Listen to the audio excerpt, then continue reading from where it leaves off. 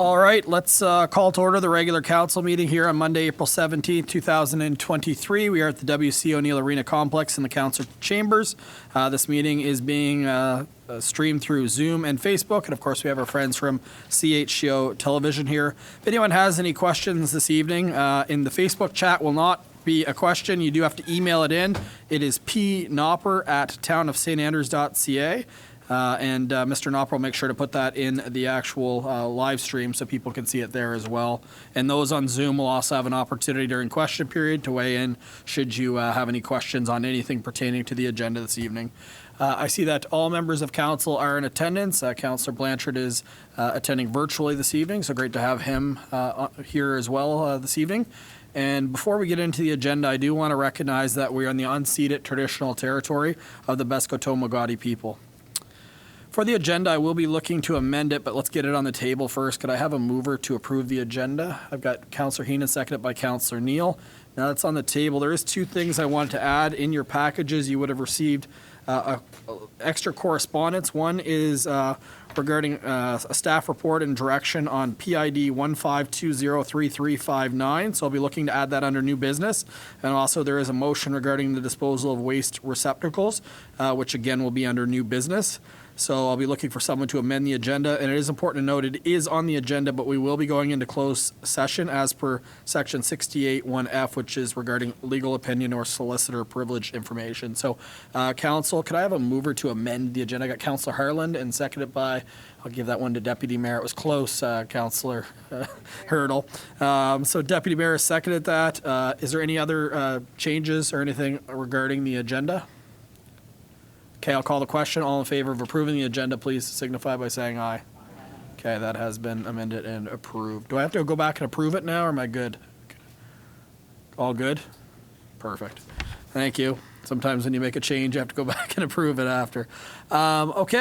Disclosure of conflict of interest. Myself, I will be, believe it or not, declaring conflict of interest on the disposal of waste receptacles. I've got Councillor Hurdle with a conflict. Yeah, just in regards to the tourism accommodation levy, I'll have to one. Perfect, and you did last time, so you can recuse yourself at that time. I've got Councillor Neal with one as well. Yes, Your Worship, I'm going to recuse myself from the land use arrangement for the Viola Davidson. Perfect, and same for you then on that one. Any other conflicts of interest this evening? Okay, so that's it. Worship, just I don't know if you can see me or not. Yeah, I can hear you, Councillor Blanchard. Go ahead. It'd be the same for me, FA 230415 on the Viola issue. Perfect. So both of you can recuse yourself at that time. So is there any others? Otherwise, we'll continue. That's 4. That's probably the most we've had in a while. All right. It's amazing which ones you just happen to have conflicts on, eh? Disposal of waste receptacles. Okay. We are now into presentations, and we do have 3 this evening plus a full agenda. And although we appreciate all of our presenters being here in person, I just wanted to say that we will have to limit them to 10 minutes simply for the fact that we have to get our whole agenda in this evening. So at this particular time, I would welcome Wendy Brooks. She is the Homestay Administrator for Anglophone School District South. She's doing a presentation on New Brunswick International Student Program. Good evening. Thank you for having us. So I also have Debbie Thomas with me, and she is the Regional Manager of MBISP South. So she's going to begin, and we will be 10 minutes. We'll keep it to 10. Thank you very much for offering us the opportunity to come and speak with you this evening. Our goal is to bring awareness about the New Brunswick International Student Program, and we are from Sussex to St. Stephen. We have 240 students in our high schools, and we're looking to continue to grow. And with that, we want to bring awareness in our communities that we're here and that we're hoping to find new homestays and to help our international students recognize how beautiful a place that we live in and how wonderful it is to be a part of our communities. So tonight we have a quick presentation, and I guess I just want to say again, thank you for the opportunity.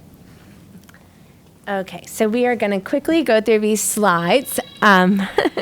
So students come from all over the world, from different countries in the world, and they live with homestays. So a homestay, if you don't know, is a host. So just local host. It can be a single person, it can be a couple, it can be a huge family.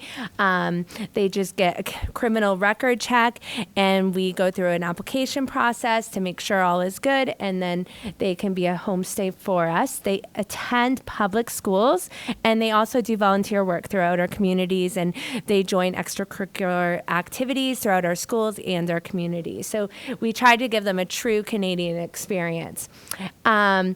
And actually, Canada is one of the world's most popular study destinations, and in all over the world for international students to come. And right now, presently, Debbie just said a number, but it's 224, which is our amount of students that we have right now from St. Stephen's to Sussex. And right now, we have students from 22 different countries, and we've listed a few there. And yeah, my son, we moved here from Ontario, and he was like, why on earth would they want to come to New Brunswick? But, and I asked them that, wondering why, what brings them here. And they just always have great things to say. They think it's beautiful here. They get to experience different things that they wouldn't experience in other places. Some of them have curled for the first time. They've gone skiing for the first time, put on skates for the first time. And one thing one student had said in one of our meetings was that he loves how safe it is here. He said you can actually go for a walk at 1 o'clock in the morning. Not that we promote that, but they do feel safe here, and they love it here. They love New Brunswick, and they love Canada. So we're just going to talk about some of the benefits of having students here in our community. It's not only beneficial for them, but it's beneficial for us as a community. And so they increase our immigration and our population. They teach our communities more about other cultures and people and languages and diversity. And tonight, my daughter wouldn't want me to point her out, but she's here with me tonight. And her best friend at school right now is an international student. And we've learned so much. She's in our home all the time. And she's from Mexico. And we've learned so much about that culture. And our kids are learning that in their schools from going to school with these students. Because, of course, I cannot afford to send my daughter to Thailand or to Japan or maybe Mexico. She's asking me right now if she can go to Mexico. But instead of sending our students to all those places, we are bringing those places to them and to us. And it has been very beneficial for our students. They contribute to our education system. We talked about culturally, but also financially. So depending on how many students are in a particular school, a certain amount of money goes towards each. Well, I'm going to let Debbie say that specifically about the money part. She knows a little bit more about that than me. So each student that comes into our community brings about $25,000 with them as far as bringing monies into our school system, into our communities, and into our district.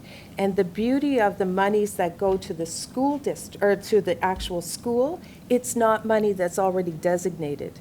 In our provincial government, we have monies for books, we have monies for various things, but this is money that our schools can use in various ways for the support of different activities that they might want to do in the school. So that's a huge benefit for our schools, on top of the cultural piece as well. But that's a large amount of money for each one of our students coming into our communities, $25,000. Yeah, and that's where the majority of their tuition goes, from my understanding. So, and also helping our economy, they shop when they're here. They buy things for their families. Their families come to visit them during March break, during Christmas break, and they spend money, and they do things that they've never done before, and like as tourists and transportation. And so that brings more money into our economy as well as more jobs. A lot of them choose to go to college and university in New Brunswick. We're actually about to take them on a tour, which we do every year, to show them the different schools, the different opportunities that they could have. So we do promote that. And some of them even immigrate here. So this is the big thing, and this is why we're here today, how you can help us. So, and why we wanted to present this to you. So, of course, you can all host a student. That would be a big help to us. And also tell your family and friends about MBISP. And so we've gone to a few different councils already, and it's been amazing to us how many people don't know that we exist. So that is what we're trying to do. We're trying to make the communities around southern New Brunswick more aware that we are here. We would love opportunities to display our brochures and welcome signs throughout the community for our students to welcome them here, and also to make our communities more aware that they exist. And also posting our ads on possibly your social media accounts, your websites, and even if you see our ads, I'm not sure if any of you have, we have new ads right now because we have a new company that is helping us with ads. And so if you see them, share them, and that will also help us with community awareness. So I already said. And also by inviting us to different things such as council meetings. And I did, as I said, I'm coming from Ontario a year ago, so I'm not really familiar with the different community events that go on. So if we can be aware of those, if you can invite us and let us know what's happening in your community, that maybe our students have more volunteer opportunities, or even to be able to be seen in different community events so that the community is more aware. So that's really why we're here today, is just to make you aware that we're here and how great this opportunity is for our communities. Thank you. Thank you very much for your presentation. I can speak personally, and I know a lot of probably members of council know people that actually welcome these students into their home, and it really does enrich their life. And I will say that, you know, bringing more diversity to Charlotte County is it's got a lot of value in it as well. And the families that bring these students in, a lot of them do it every single year because it really truly enriches their life. So I know sometimes you're searching for families, so I think leveraging town social media, website, perhaps even a mail out when we do maybe it's a newsletter or something, and there might be an opportunity to get that out, because it will literally reach all households within the peninsula if we do a mail out. So there is plenty of opportunity to partner for sure. So appreciate drawing awareness to it is key. I think all members of council was aware of the program because there's so many people in our lives that actually participate in it. Is there any questions though? Mark would be a great example, actually. He's got one. He's got his. She's fading in and out, and she's actually a very good babysitter as well. I've leveraged her before. Councillor Blanchard, over to you. So I'll just take off my filter here, see if that helps there. There we go. Yeah, I thought I'd speak up. Our family can speak from experience. I would say thank you for the presentation, but it's a very positive program.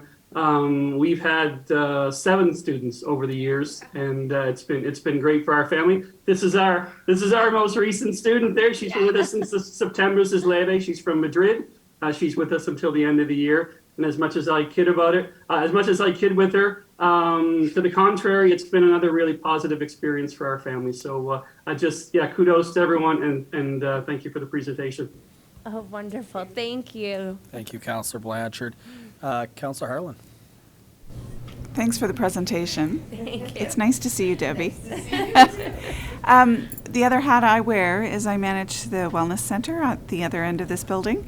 And so if we wanted posters and brochures, where would we access them? Excellent. I'd be happy to have some.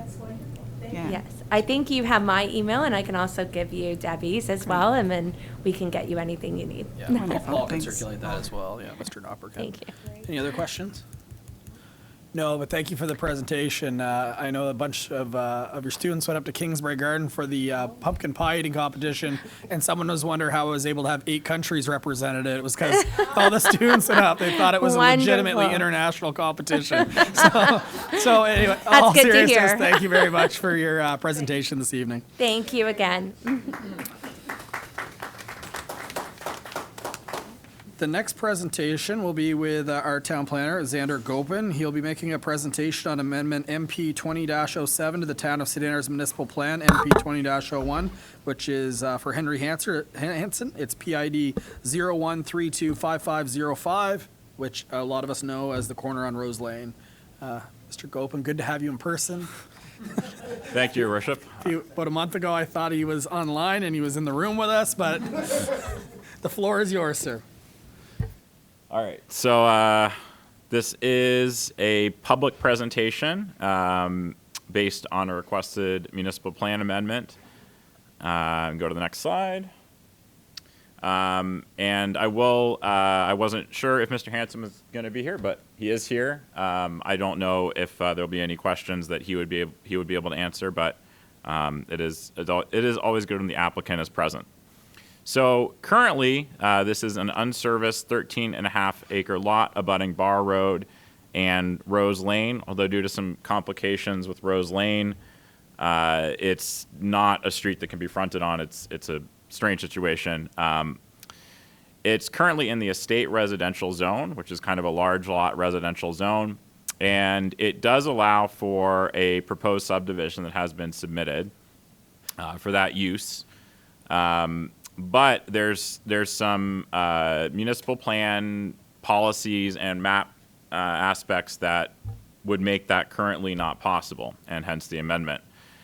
So that area is in, that PID is in a residential growth area. And that residential growth area on the municipal plan map refers back to a policy that any property developed in that area needs to go through rezoning to a high-density multiple residential zone. So the idea at the time, council today thought they should reserve land throughout the municipality for higher density residential development, and this is kind of the end of that area, the far end of it.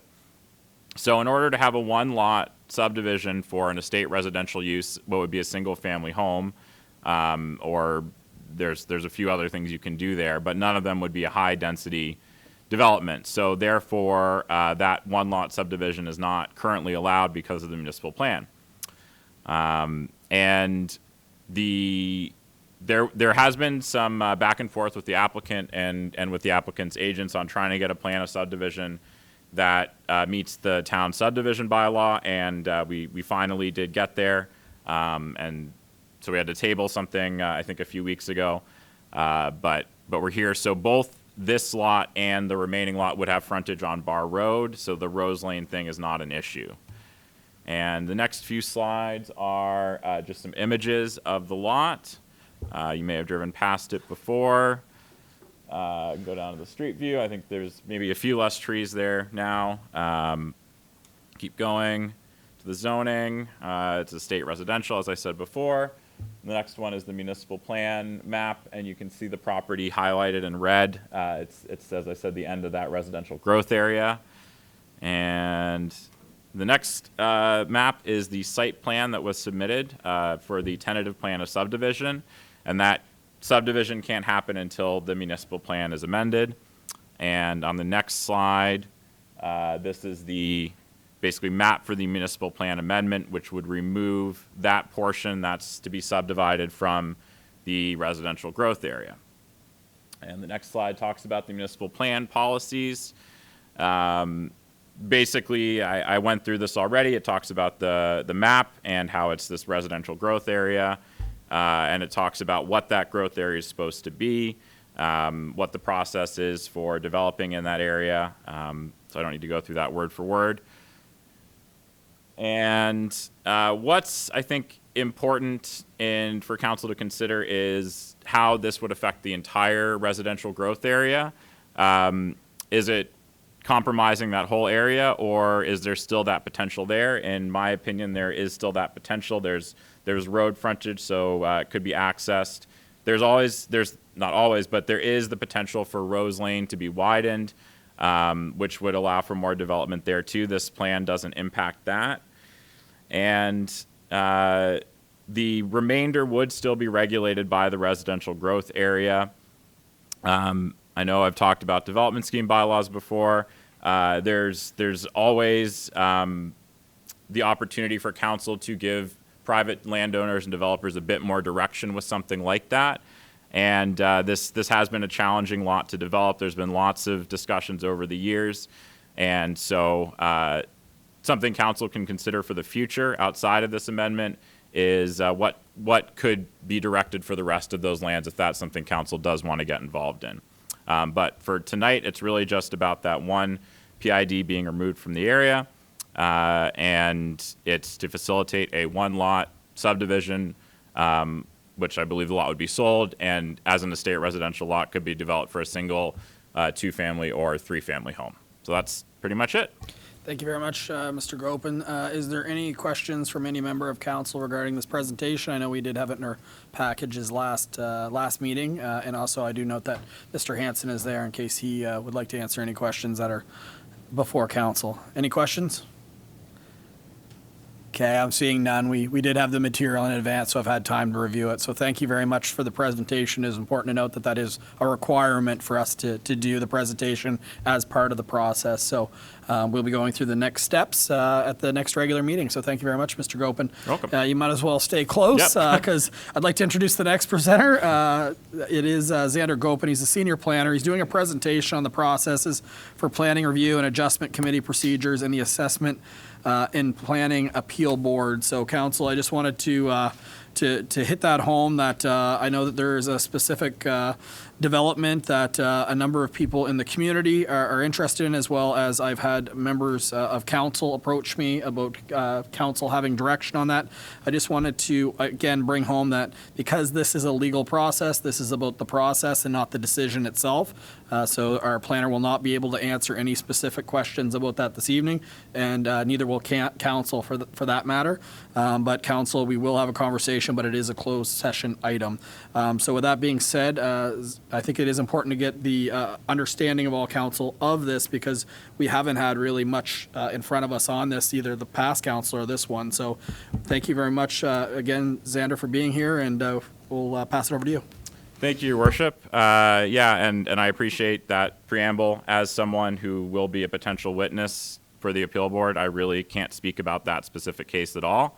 But I think it is very important for council to understand what their role as well as roles of other people and bodies in the various municipal planning processes and legislation that happen. So it's a good opportunity to review that.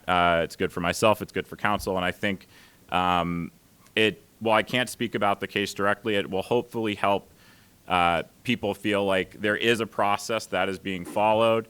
There is the opportunity for evidence to be heard, for all of these things to happen. It's just that's at the appeal board. It's really not something that I can discuss outside of that. So I will try and explain the reasons for that as well. So the province, I'm not going to get into the federal government at all here. They really have no role in planning. But the province, both for planning and for many other matters, dictates what municipalities can and can't do. You may have heard the expression municipalities are creatures of the province. That's very true in Canada. It's true in New Brunswick. What municipalities can and can't do is outlined in various provincial acts and regulation. The one that is most relevant for me is the Community Planning Act. That's what says municipalities can have municipal plans, zoning bylaws, subdivision bylaws, various other bylaws as well, including building bylaws, which I think is being discussed as well tonight. It also, the province through that act dictates what can be in those various bylaws, and it also sets up processes for appeals. It sets up various bodies to deal with various matters, and it dictates a separation of power and of powers. So the next slide talks about this, and there's some here that are more relevant than others. But I'll start. The Community Planning Act sets out these 4 roles very clearly. They're addressed in different sections. They're defined. They're referred to. A development officer is somebody like myself, other people who work in the office. We administer bylaws. We approve things that are by right. So they're essentially, we look at the bylaw, we look at the application. Does everything fit? Is every box checked? If it is, we give an approval. It goes off to a building inspector or as just an approval. We can do very minor variances in-house. Again, those are dictated by the Community Planning Act. And typically there's something like a small dimensional variance where we know a neighbor is not concerned about it. Other than that, we don't make decisions. We make recommendations, and we make those recommendations to the other three,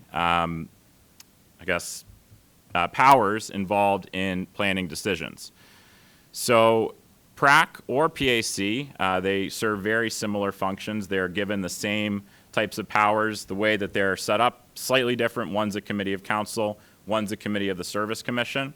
But in terms of what powers they have and how they make their decisions and what happens as a result of the decisions, they are the same. So they deal with variances, including dimensional variances, similar to or compatible with uses, so use variances, temporary uses. They will deal with extending nonconforming uses. They have some role in subdivisions. And then where the arrows are, they're making recommendations to council. So something council may be familiar with when you are making a bylaw under the Community Planning Act, you will ask for PAC's recommendation. It's a motion you do. PAC has 30 days to give you a recommendation. You can, hopefully you are paying some attention to that recommendation, but it is at the end of the day a recommendation. Council can make their own decision. There are also recommendations on some aspects of subdivisions, but that's really a one-way street. There is no role for council to be involved in a PRAC or a PAC decision. Council's role is to make and amend bylaws, and that's a very powerful role. Those bylaws are dictated by the Community Planning Act, what can be in them, what types of bylaws.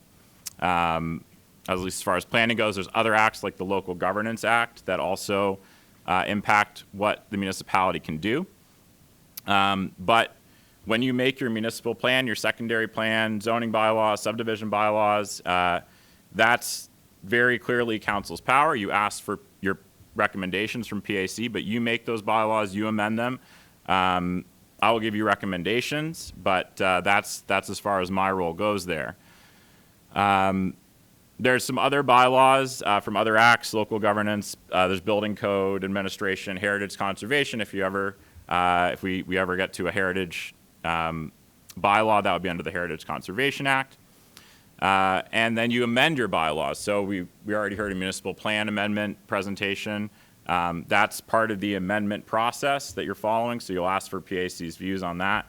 And then there's subdivisions as well that council is directly involved in, especially when there's municipal infrastructure, land for public purposes, that kind of thing.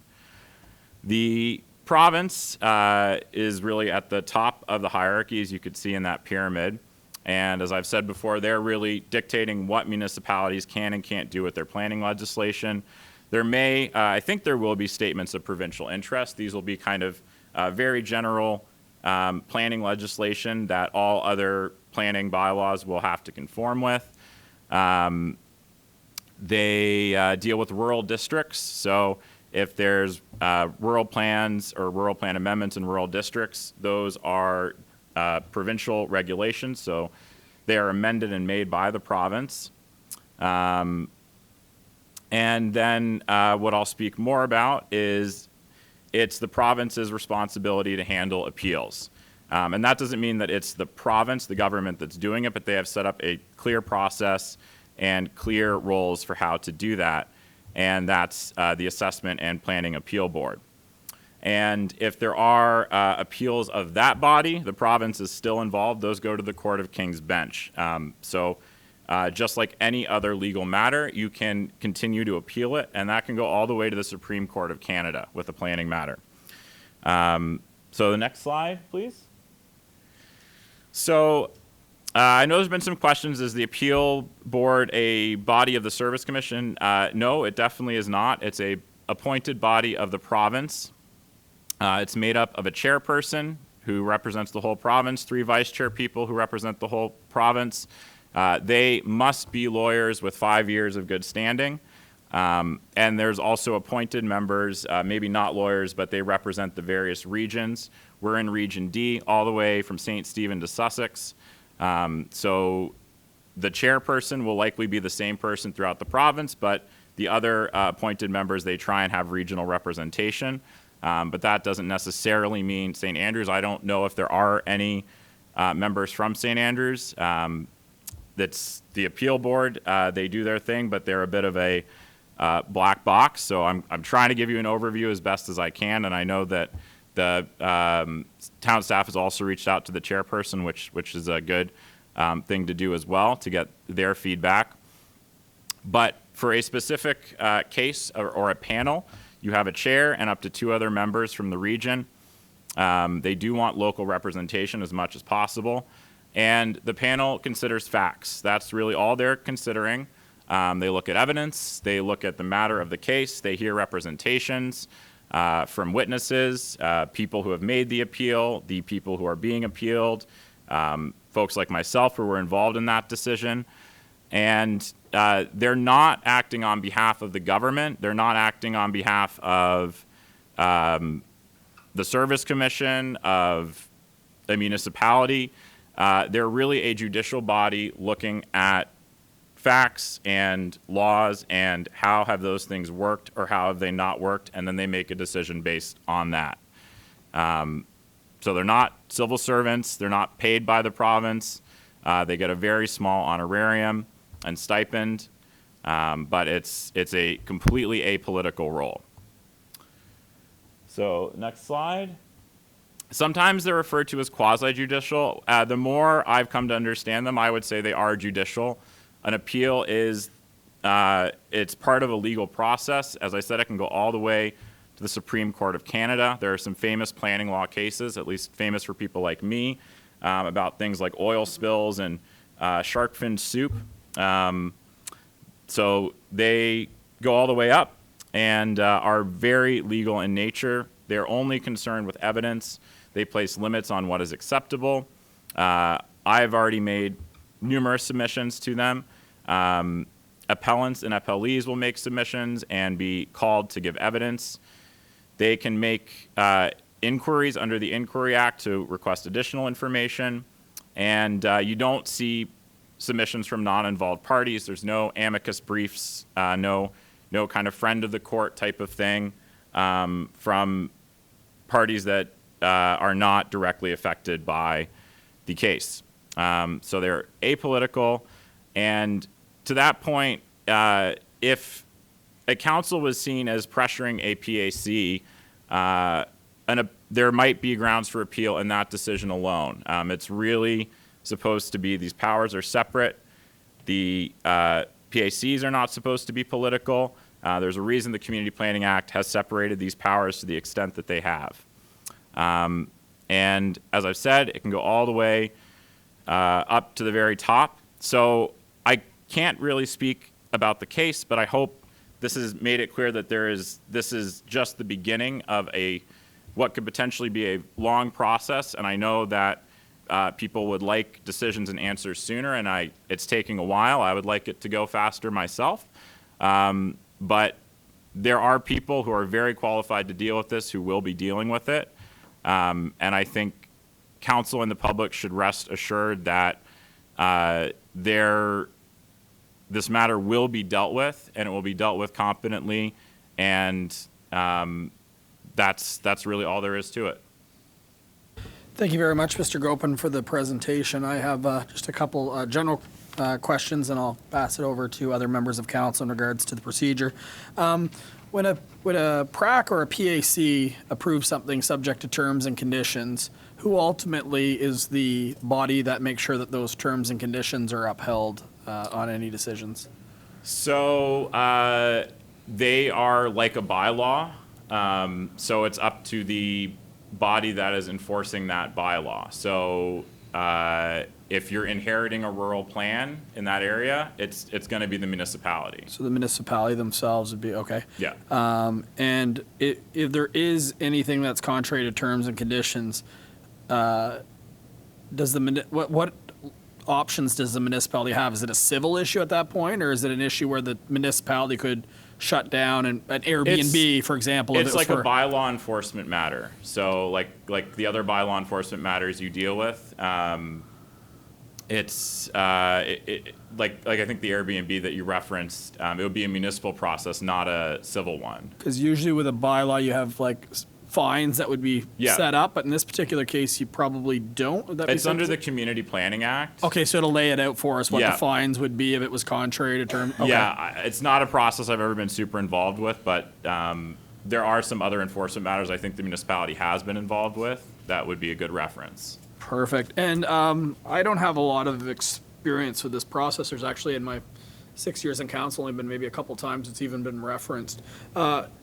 I'm not sure if you're able to answer this, but what constitutes an interested third party and like, is it? I don't know, and my experience is really limited to case law, basically. So I get sent all of the appeals that happen in the province, and when they're in English, I read them. It'd be nice if they translated them, but I have never seen other parties involved that were not the appellants, the appellee, or witnesses who are being called by the body. So municipalities are involved because sometimes they're the people being appealed, or they might be doing the appealing, but I can't really say beyond that. Perfect. No, I know that's a tough question, but I wanted to get your insight into it. Council, any other questions on the process? Councilor Harlan. Thanks, Mr. Gopin, for the presentation. It was helpful.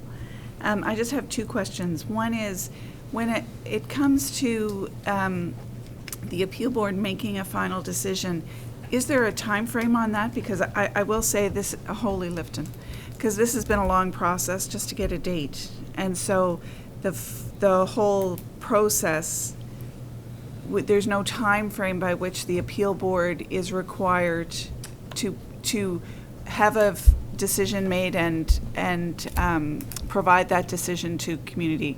Not that I'm aware of.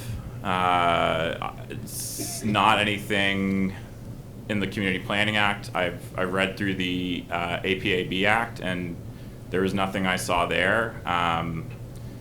6 months is not unusual to wait for a hearing.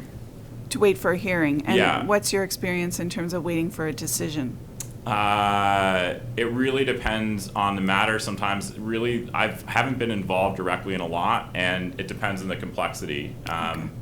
Sometimes they're very fast, but they're very straightforward, and nobody is disputing any facts or anything. There's nothing more to look at. It's really just a matter of procedure. But in a more complex case with various parties and various opinions, it could take some time. They definitely do their due diligence. Okay.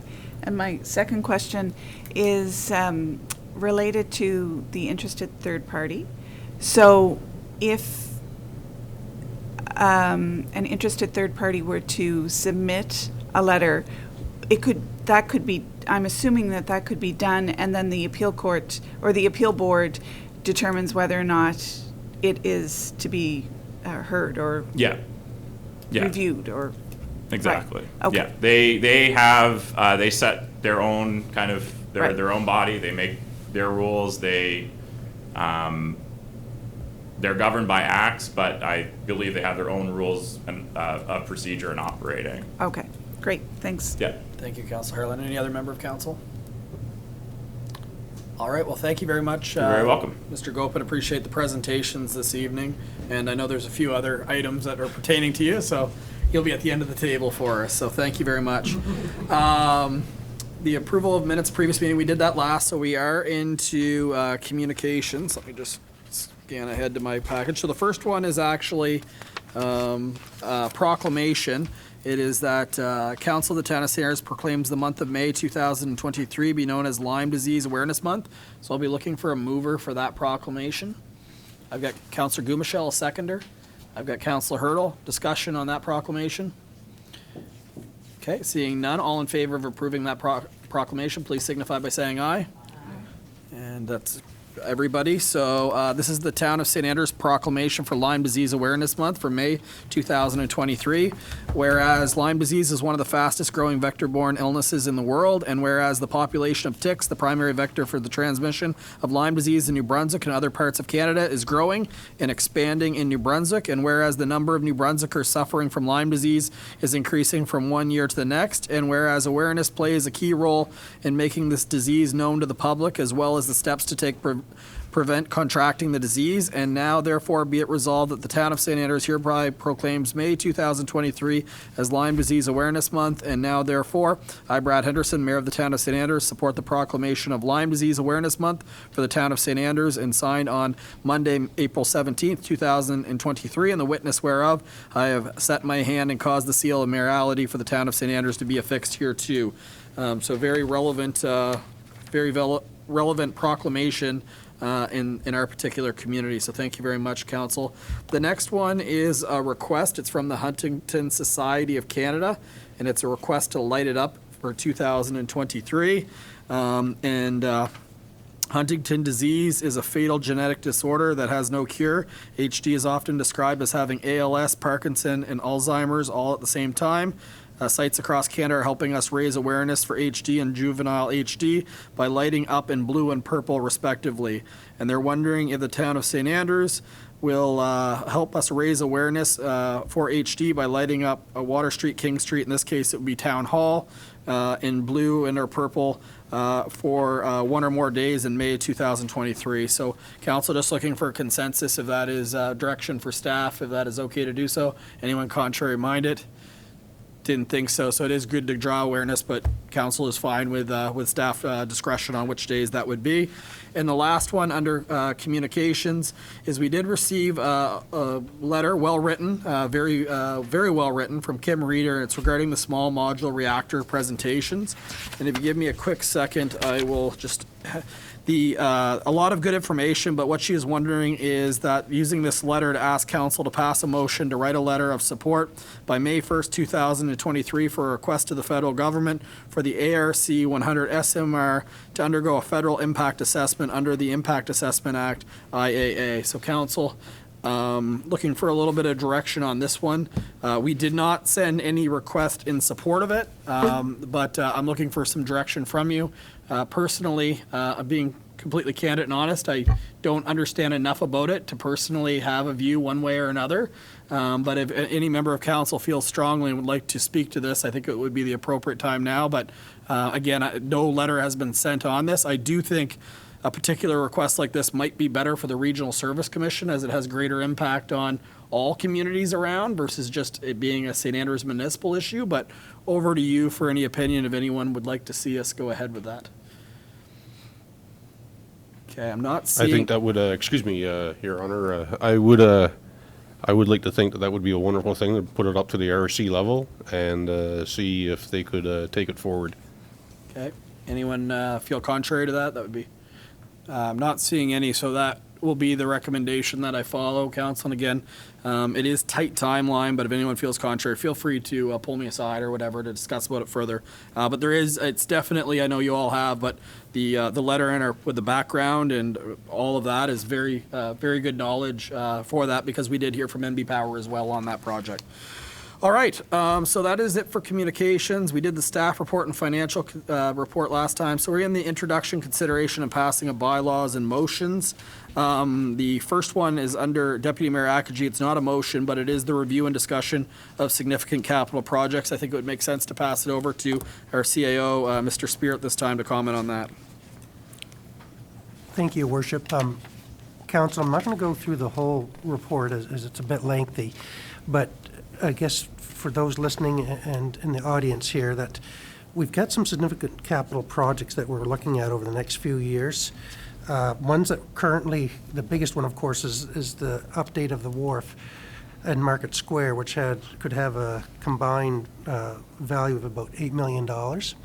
We also have the ladder truck, which is currently on purchase, which was purchased about a year ago. And so, you know, it's about a year away from being received. Just I was talking to the fire chief today, but it's got a value of about $1.5 million. Then other things that are before us is the widening of Prince of Wales Street, which is just a suggestion, hasn't been approved. We do have some funding request in for it, but hasn't been widely discussed with council yet. We also have 3 pieces of public works equipment that just to maintain the level of services over the next 5 or 6 years, or in 2027, have to be replaced to a tune of about $1 million in today's dollars. So there's already about $2.4 million in authorized billing for these things, and we have to come up with some of them about $3.5 million worth of additional funding in the next 5 or 6 years. And so the big project right now before us, though, is back to the wharf. And so looking at our debt to the ratio, assuming our tax rates remain close to the same, our debt as a percent of the budget right now is about 4%.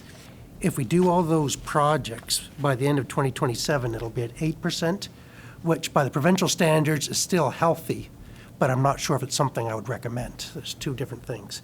And so we might have to make a decision on what projects are worthy and which ones we may defer or just cancel outright in order to pursue other activities. But before you tonight is really a question about continuing with Market Square. So in the next motion, I'm asking you to make a motion for to authorize further borrowing for that. The good news is if we get authorized to do it, which I'm confident we would, if council decides not to follow through with the project or reduces the cost substantially some way by, changing the project, we don't have to borrow that money. All it really is like a pre-authorization for a mortgage, if you will, is an equivalent. And the only reason it's good to do it is because the board that's in charge of it meets again in June, which we have to get the application in over the next week, and they don't meet again until the fall. From our standpoint, I've been saying for a while now, although it's not a hard deadline, but if council approves the wharf, and we have to talk about it next month after strategic planning sessions, I would really love to start phase 1 this fall. And so I'd like to have all our ducks in a row, and financing would be the number 1. We are still waiting for financing from the federal and provincial governments on the additional. We were approved for some, and they're looking at it. It's gone to Infrastructure Canada. For the province, they'd make it a condition of the borrowing that we get approval for that. If we don't, they'd just cancel the approval outright. But right now, it's to make you aware of all the potential projects before us. But this wharf project, which is no surprise to you, has become extremely expensive. But again, the town is mostly aware of it and mostly supports it, but it's starting to get up there that you'll have to determine if you want to do any further levels of consultation and if we can amend the project a bit to try to get the cost down. Thank you very much, Mr. Spear. It is good to highlight the concern over rising debt. I think we all know the wharf project that had to happen in order for it to happen. But I guess the point that really is drilled home here is we have a motion coming up, but if we do approve that motion, it does not mean that we're going ahead with it. I think when we do our strategic priority session this weekend, I think we really need to talk about which of these projects we really want to complete and which of these are nice to have. I don't often reference, but the late Greg Thompson once said about a Lamborghini, he said, even if someone else is paying for half of it, it still doesn't mean I can afford the Lamborghini, right? So as much as we would like to have all this stuff, even with government dollars, like in the wharf, it's about $5.7 million of external funding, but we're still on the hook for over $2 million. But then you add these other projects on, despite how it's good that other levels of government are participating, it doesn't mean we can do them all because we do have to manage that debt. Thank you very much. I think on page 102 of your package really breaks out the debt as percentage of budget. I think that is something for us to heavily consider. And when we get into the strategic priorities, I think that would give us some time to figure out which of these we truly want to accomplish and which of these, although we really like to do, that we just simply can't afford would be the way that I would look at that. Council, is there any questions on the comments by our CAO? I certainly do. Could I ask a couple questions? Absolutely. To Chris? The debt that we're looking at and the costs, is that a surprise? Is that something new? Or is this something that's been projected for a while? It's been projected for a while, so if you've looked at budgets even from 2 years ago, with some of these projects that council would like to do,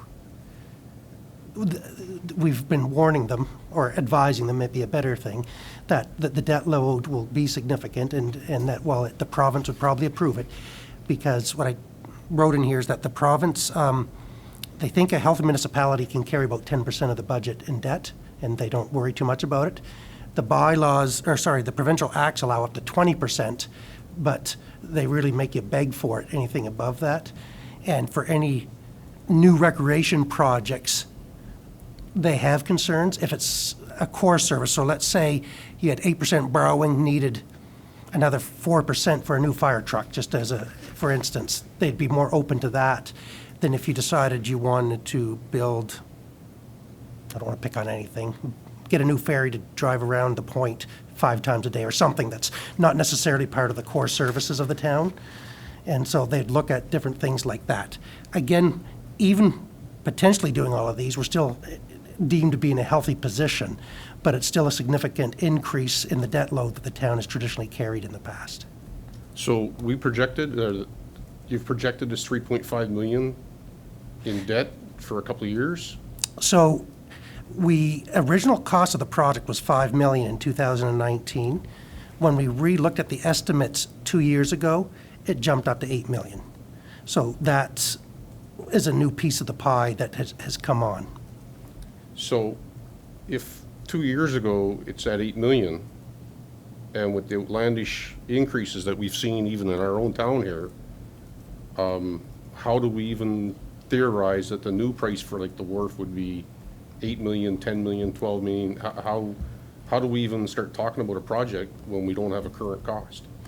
Well, so we had engineers do the estimates, and so they did a conceptual design estimate early on to come up with the $5.5 million. I should also remind everybody that was based on a rock wall type of wharf, where it's just armor stone with a concrete and asphalt. The townsfolk at the time didn't think that was appropriate for our downtown, and so we've changed the model. Looks a little more traditional, but it's still concrete with some wood pilings and things that'll make it look a little more traditional, which increased the cost. But the engineering department went back, or the engineering firm, and did what would be called a Class D budget, which is more final. And they also went right to contractors to get what they would estimate the cost would be and stuff to come up with that. The truth is, until it actually goes to tender, we won't know what the final cost is. But this is their best estimate at this point in time. So with a debt of 3.5 million, this council in 2022, you guys reduced your mill rate, knowing that you're going to be 3.5 million short? Well, it's two different things, though, because although we reduced the mill rate, it was because our assessments went up so high, so our total tax revenue actually went up by 5%. It's just that the assessment rate was, I think, 10 or 12% last year, and so if we even had held the mill rate, people would have been paying 10 to 12% more, but instead they followed, and they have followed, a plan of about 5% increases in total tax dollars, whether it was through assessment mill rate increases or just assessment value increases on new builds would be the best scenario, or increases to current properties. And they were just continuing to follow that over the years. But I don't think you're getting what I'm saying. Like, you're projected a 3.5 million shortage, and you're looking at borrowing 3.5 million or finding a new resource for it, but you lowered your mill rate.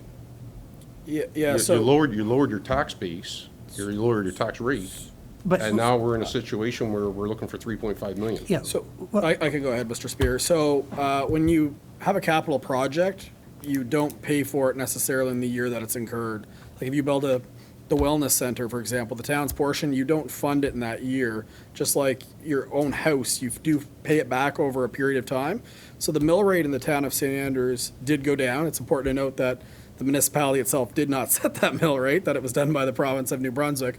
But even though the mill rate went down, every household almost in St. Andrews paid more because the assessments went up even higher. So our tax base did not go down.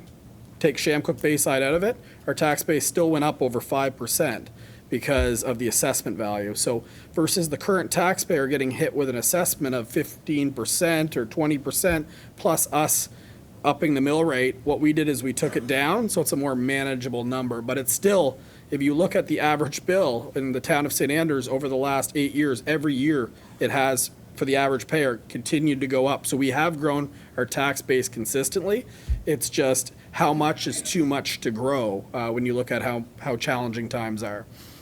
I get challenging times. My own personal situation in 2 assessment increases, we've had a 32% assessment increase, and then our mill rate went up this year, this past year.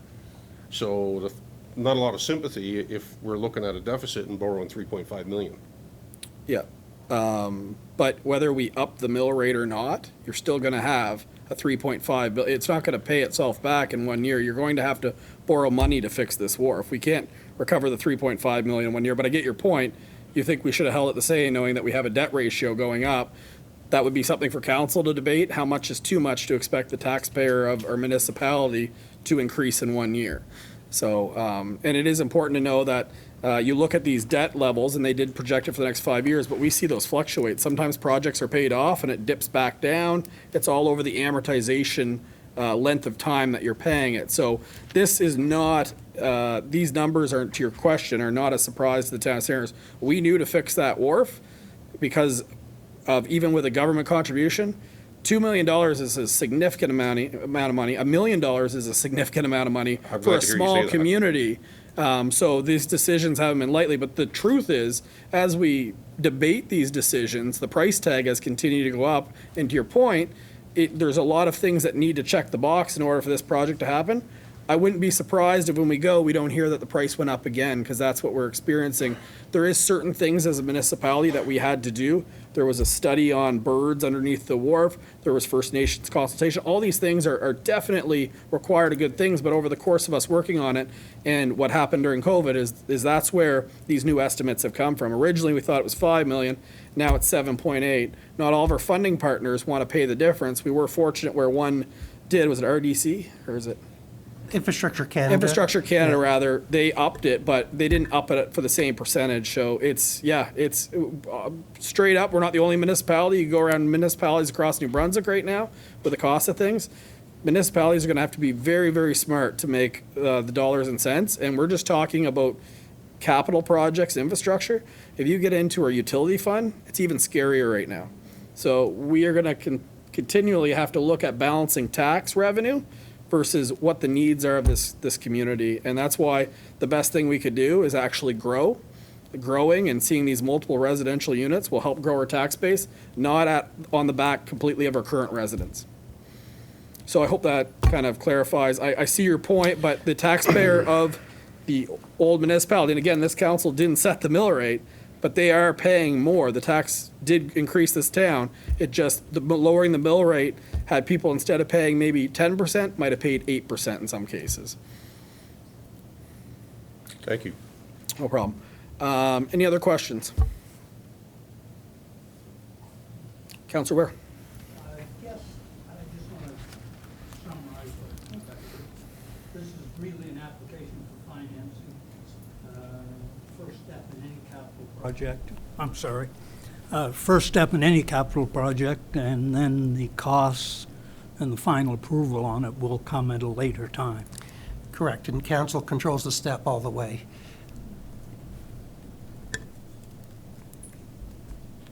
All good, Councillor Ware? Thank you very much. Any other councillor?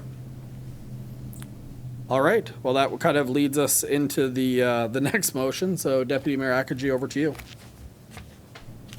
Thank you, Your Worship and Council. My first one is FA 230417, and it's the Municipal Capital Borrowing Board application. And the Deputy back. Mayor, sorry, I don't want to. Am I on the wrong one? No, you're doing everything right. I noticed a typo that I made, so it doesn't get you tongue-tied. Okay. After the word received on the top line, it should be word, not work. I thought I already changed that. Okay, great. Okay. She used to be a teacher. Sorry. Background, in 2019, the town of St. Andrews received word of our successful application to upgrade the Market Wharf and Square due to construction increases and a change in the type of facility council wanted. From armor stone style to concrete, the cost escalated from $5 million to $7.8 million. We anticipate other levels of government funding in the amount of $5,746,000, leaving the town to fund approximately $2 million towards the project. In 2020, the Council of the Day acquired $1.3 million in funding from the Municipal Capital Borrowing Board. Staff is requesting an additional $550,000 be requested to have the funding available for the Market Wharf and Square project if council proceeds.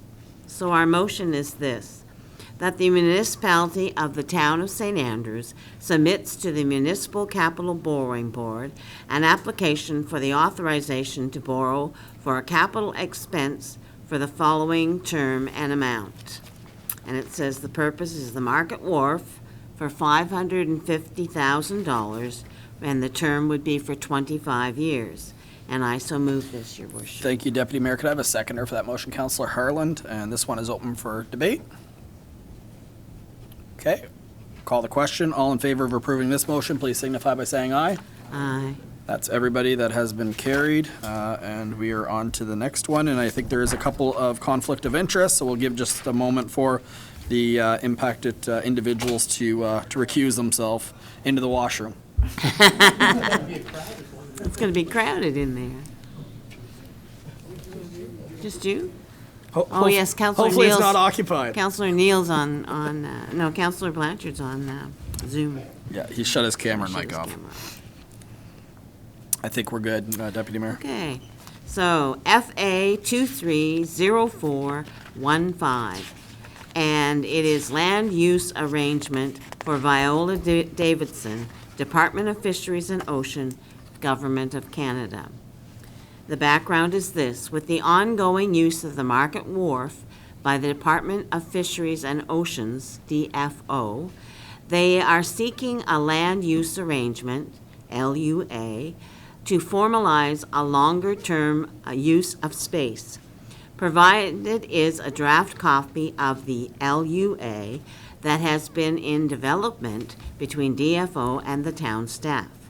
The LUA outlines terms of the LUA, renewal clause, financial arrangements, the use of the site, town requirements, DFO, CCG duties, construction of the wharf, restrictions, terminal clause, environmental, amendments, communications, and appendices. There are still some minor changes to the LUA to be finalized, but staff would recommend proceeding with the agreement.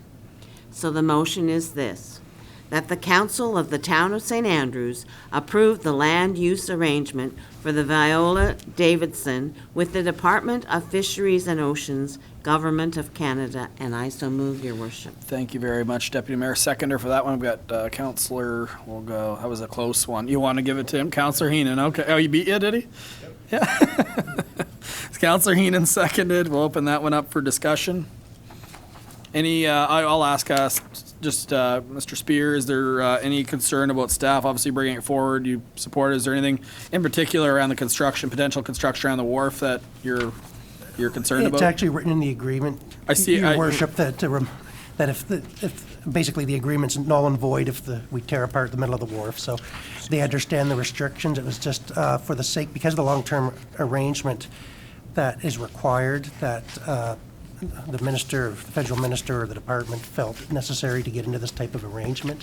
We've been just on a month-by-month rent lease basis for the last year and a half or so, but they felt because it could be for going off for a few more years, they'd prefer to have this type of document in place. Perfect. So staff supports the agreement? Yeah. Perfect. Councillor Ware. I guess I just went through one of these a couple of years ago with them for the same purpose. And the only comment I would make is to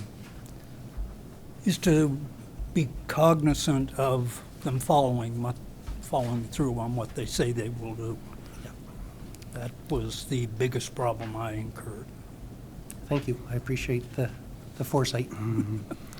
Thank you very much, Mr. Spear. Any other questions?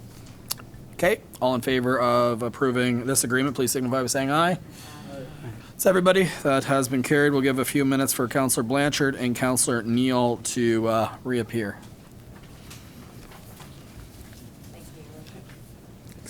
Thank you for, you had a few light weeks, you had a few, right?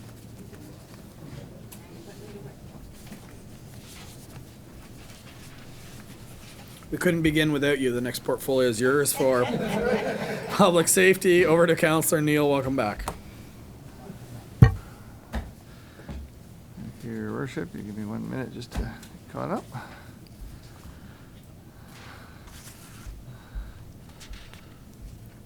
All right, this is reference number PS 230405, and the subject is bylaw number 23-02, a bylaw of the Town of St. Andrews respecting dangerous or unsightly premises, first reading.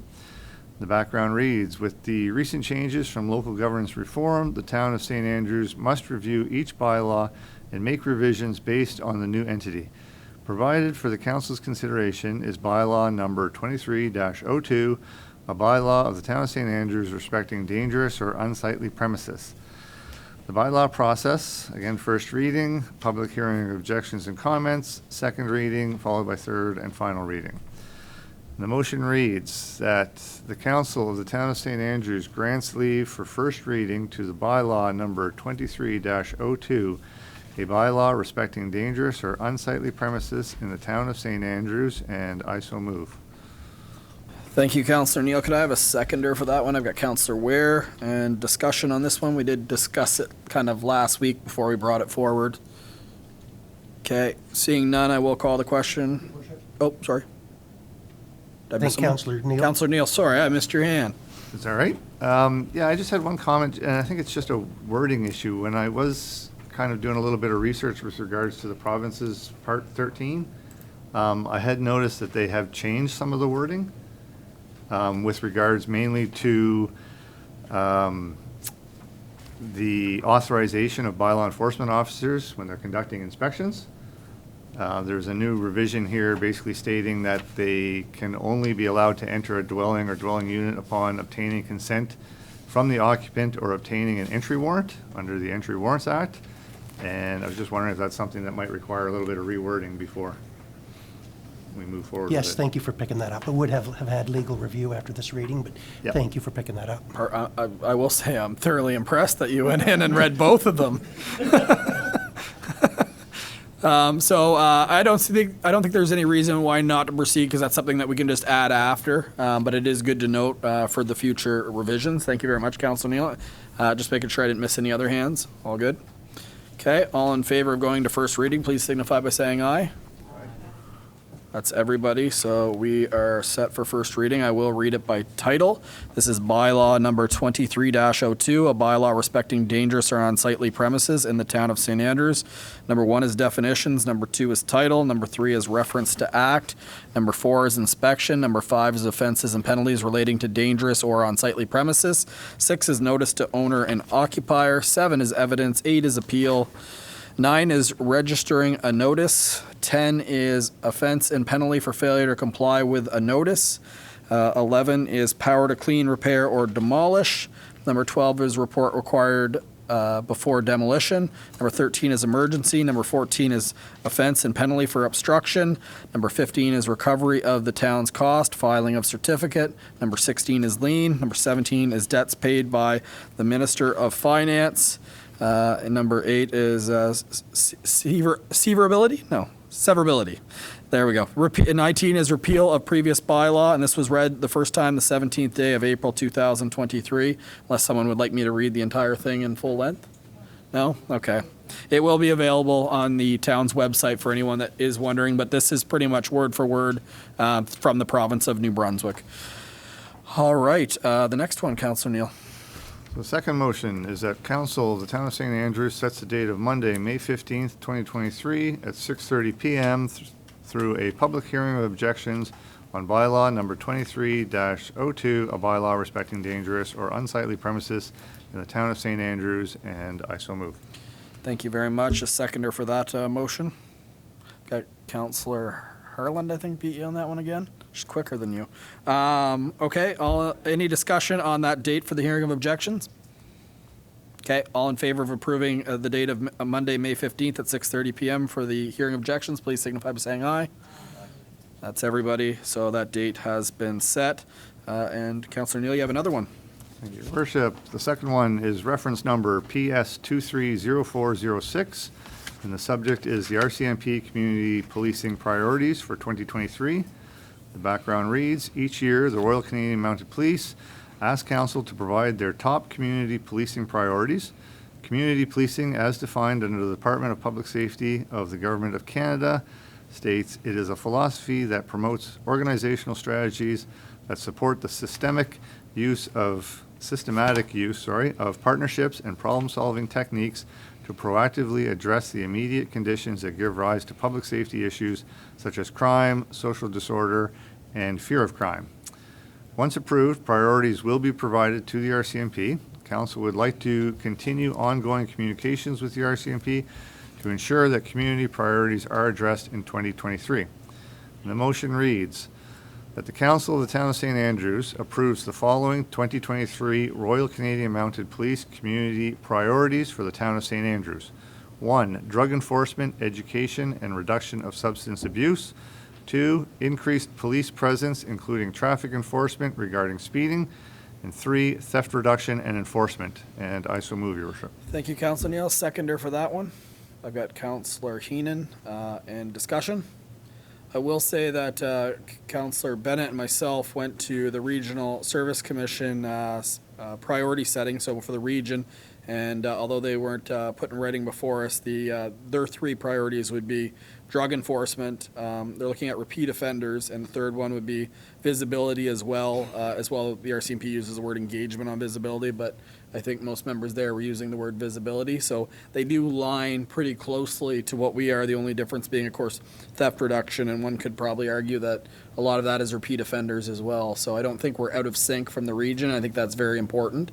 I will say, in comments on this, I think it's important that we have a follow-up meeting. Mayor Morse of Graham and Ann really hit it home to say that there should be metrics. I know that's part of their police reporting, but we really should have almost targets to see.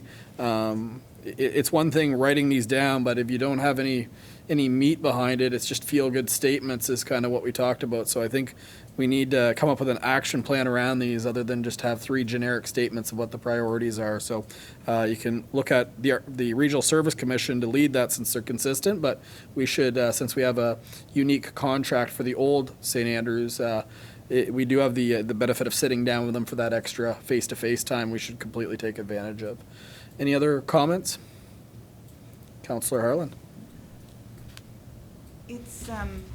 It's number 2 in terms of the way it's worded. So I really like the fact that it's increased police presence, but not so the focus then becomes traffic enforcement, where I would like to see increased police presence in the community, at the school, beyond just traffic enforcement.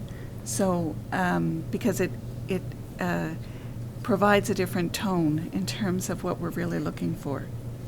I would concur with that statement. I think it could really separate those a little more, because when it says including traffic enforcement, it seems like even though it says police presence, it does put a little bit more emphasis on traffic enforcement. And I'm not sure that's council's intent, but maybe it was. Any other member of council want to weigh in on that? Councillor Heenan? Your Worship, I would concur with Councillor Harland. I think we need a period after increased police presence, period. And it could be like i.e., like an example, traffic enforcement regarding speeding, like that kind of separates to me. Okay. Maybe we put i.e., engage with community youth, comma, traffic enforcement, et cetera. So it just opens it up. Councillor Hurdle? Thank you, Your Worship. Wouldn't, by default, increased police presence accomplish those things? It would, but we just signaled only one out, you know what I mean? It Right. kind of take, not to say it isn't, but it kind of almost makes that the priority of the statement. Again, it doesn't limit to your point, but it really, that's what draws your eye to it, right? So should we rephrase that motion or should we just call that a friendly amendment because we know that was the Your spirit? worship, I think we're just talking quickly, probably better to ask for an amendment on paragraph, or on statement 2. So you want me to actually ask for amendment? So how about increase police presence, i.e. traffic enforcement, engaging with youth, et cetera? Like that just makes it not just all about traffic. Does that make sense to everybody? So did someone catch that? It's recorded, so you got a it. mover for that. So could I have a amendment? mover for that? I've got Councillor Hurley, seconded by Councillor Heenan. Any discussions on that amendment? Okay, all in favor of approving the amendment, please signify by saying aye. That has been amended, so we're back to the original. Any more discussion? Okay, all in favor of approving these 3 priorities, please signify by saying aye. That's everybody. Those have been set. Thank you very much, Councillor, for working through that. We are now into business, tourism, heritage, and culture, and Councillor Hurdle's portfolio, which he has a conflict with. So we'll give you a minute to recuse yourself. Councillor Harlan, are you comfortable reading that one? Okay, Councillor Harlan, it's yours.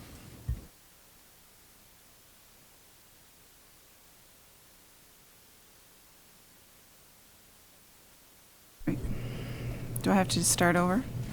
Maybe you should, just for Okay. people at home. Reference number BTHC230205, and the subject is bylaw number 23-01, a bylaw relating to a tourism accommodation levy in the town of St. Andrews, third and final reading. And the background is with the recent changes from local governance reform, the town of St. Andrews must review each bylaw and make revisions based on the new entity.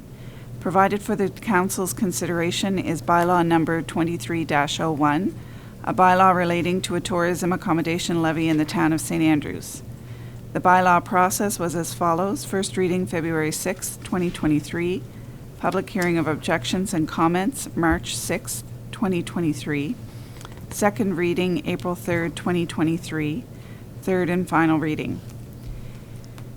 And the motion reads that the Council of the Town of St. Andrews grants leave for third and final reading to bylaw number 23-01, a bylaw relating to a tourism accommodation levy in the Town of St. Andrews. And I so move. Thank you very much, Councillor Harlan. Could I have a seconder for that? We've got Councillor Heenan. This on the table. I do know that some councillors have some comments, I believe, on this one. Maybe Councillor Ware, since you called me today, we had a good conversation. You want to kick it off? I assume you'd like to. Well, I did send an email out to everyone last night, and I don't have a problem with the bylaw. You know, these are common throughout any place I go to stay, it seems, and but I think we had a good communication plan in place at the start of it, but it didn't work out as well as it could have, and as a result, a lot of the non-resident Airbnbs in particular don't seem to be aware of it. And I've talked to a few, or shared emails with a few of them, and they're upset about it, and perhaps rightly so. Perhaps they should be watching closer. I'm not going to form an opinion on that. But I think we should attempt to delay enacting it for the 2 wards for maybe until July 1st to give us an opportunity to meet with these people or correspond with them and explain all the benefits of the levy and just get a better feeling for it at the end of the day. This is the first time we've taken a bylaw out into the wards, and I'd hate to see a lack of communication make it turn out less successful than it should be. So that's my thoughts on it. Perfect, Councilor West. So just, would it be safe to assume that you would be looking to amend it to implement on or after July 1st, 2023? That would appease kind of your, okay. So Councilor, there is an amendment, if you look under, I believe, it might be in multiple places, but it's definitely Schedule A, Tourism Accommodation Levy, Schedule A.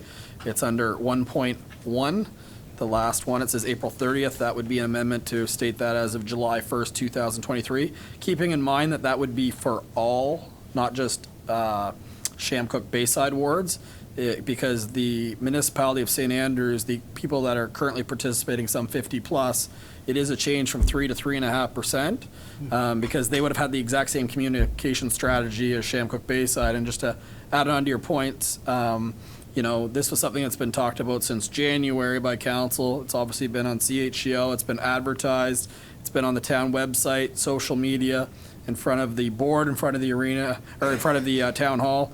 We also did a mail out, but the concern is some members from the wards are new to the community and they didn't realize that if you filter out basically your spam mail, this is a mail out, it doesn't go through. And also if you are out of your residence, it also doesn't get forwarded on because it's part of a mail out. So did that summarize kind of the hiccup in your mind? Because I do have people that are out in the wards that actually showed me the paper as well. So, but I think it's a learning opportunity in a community that's expanded would be your kind of where you're going with from that, right? So council, we do have. I support the bylaw fully, just communication. Yeah. I've got a mover to amend it. Do you have any concerns on that? So I need a seconder if anyone else feels that it should be, the implementation for everything should be July 1st. Keep in mind, the old accommodation levy of 3% still applies to the existing participants that are paying that within the traditional St. Andrews, the old St. Andrews. We really need to come up with a name. I don't like urban for it, but like we've got to find a name for it than old St. Andrews. So council, do I have a seconder for that one or no? Before we go there, could we just talk about a little more here?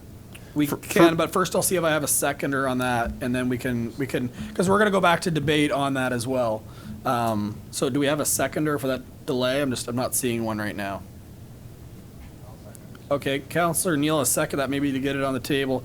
So this is for the amendment. Is there any concerns over the amendment to July 1st, 2023 on that? Okay. Your worship, just to be clear, it is on paragraph 4.1. Okay. As well as schedule. Thank you for that, for the second And we just listing. want to, because it's a legal document, we want to make sure the amendment reflects that. So again, to be consistent, it's 4.1 and under Schedule A 1.1. Perfect, thank you for that. Any more discussion on that amendment? Otherwise, I'll call a question. Then we have to go back to the original bylaw, Councillor Bennett. Okay, all in favor of approving that amendment, please signify by saying aye. Just keep your hands up there so I can see them. I'm seeing 1, 2, Deputy Mayor, your hands up?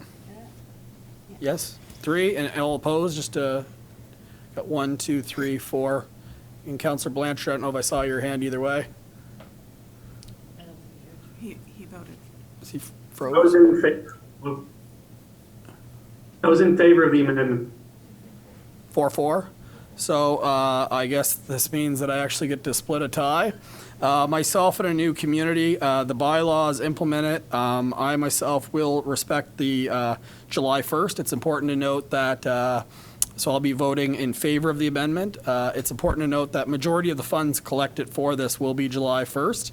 And it's important to note that all bookings that are made prior to July 1st actually are not subject to this bylaw as well. But in the essence of having everybody in our community is well informed, we're not going to be able to postpone everything when someone hasn't heard, because we're not going to be able to have 3,000 conversations every time. But I do want to make sure that we're all on the same foot as a community and making sure that if a ward councillor has concerns about the implementation, that I do respect it. So I will go with that. So the amendment has been carried. Now we're back to the original motion with the amendment again being of July 1st included in it, and that is open for discussion. Councilor Bennett? Going back 2 weeks ago, I questioned the mail-out process and the fact that I believe that I asked about the remote people and if they would get the information provided so that they would be able to contact us with any concerns. And some of our council members here even brought up the fact that mail would be forwarded even to people if they're in the States. However, from my understanding, this wasn't a mail-out, that this was sent out as a flyer to go out in our weekly flyers to be delivered the same way. Well, I don't know why, but I don't get flyers at my home, and if something goes out as a flyer, it certainly wouldn't be forwarded by the Canadian Post Office anywhere. It's just simply junk, unless it's an addressed envelope. It would have. That's the only way that Canada Post is going to forward something if you have your mail indeed forwarded. Therefore, and I do believe that there's a large percentage of the Airbnbs and citizens in our region that live remotely, not even in the province. So, and I do believe it's our responsibility to make sure that we contact the people. And sending out a flyer that can end up in junk mail, not even delivered to a residence, would mean that we didn't do a good job in notifying the public. People in town may have got their flyers put in their mailboxes downtown in the post office, but when you live in the outlying areas, I have a community mailbox, I don't get flyers in it. If anybody else in my community that gets their mail in the community mailbox that don't get flyers put in it, wouldn't have received this notification and would not possibly have known. I contacted 2 Airbnbs on my road that are off the glebe, one in Sudbury, Ontario, and one that's in St. George, and both people had no idea what this was about. They didn't know that there was any kind of taxation that was headed their way or any responsibilities. And I get it that the town has talked about this since January and that you guys have done a lot, but we didn't send mailouts to an address. And when mailouts or when flyers get thrown in the garbage, it's not communication. So, if I may, Councillor Bennett, you think that the town should individually label every single mail out to individual address and pay for postage? Just to be clear, because that would be a significant. Are we responsible to communicate with the community, with the residents? And the business owners are the ones that I'm most worried about. If someone doesn't have an Airbnb, I don't have a real big concern for their welfare, but there's not a huge number of registered like Airbnbs and hotels and motels in Shamcook and Bayside. There's not a huge number of them. And for the ones that live remotely that couldn't possibly know about this unless they're watching CHCO internationally or whatever, how could they ever possibly know about a big change like this? And this is a major change to someone's operation. I don't take it lightly as when it was originally implemented, businesses didn't take it lightly either, but I will say that the communication, I don't know what else the municipality could actually, is there a suggestion you'd have? Are you saying that we individually pay for stamps on all mailouts going?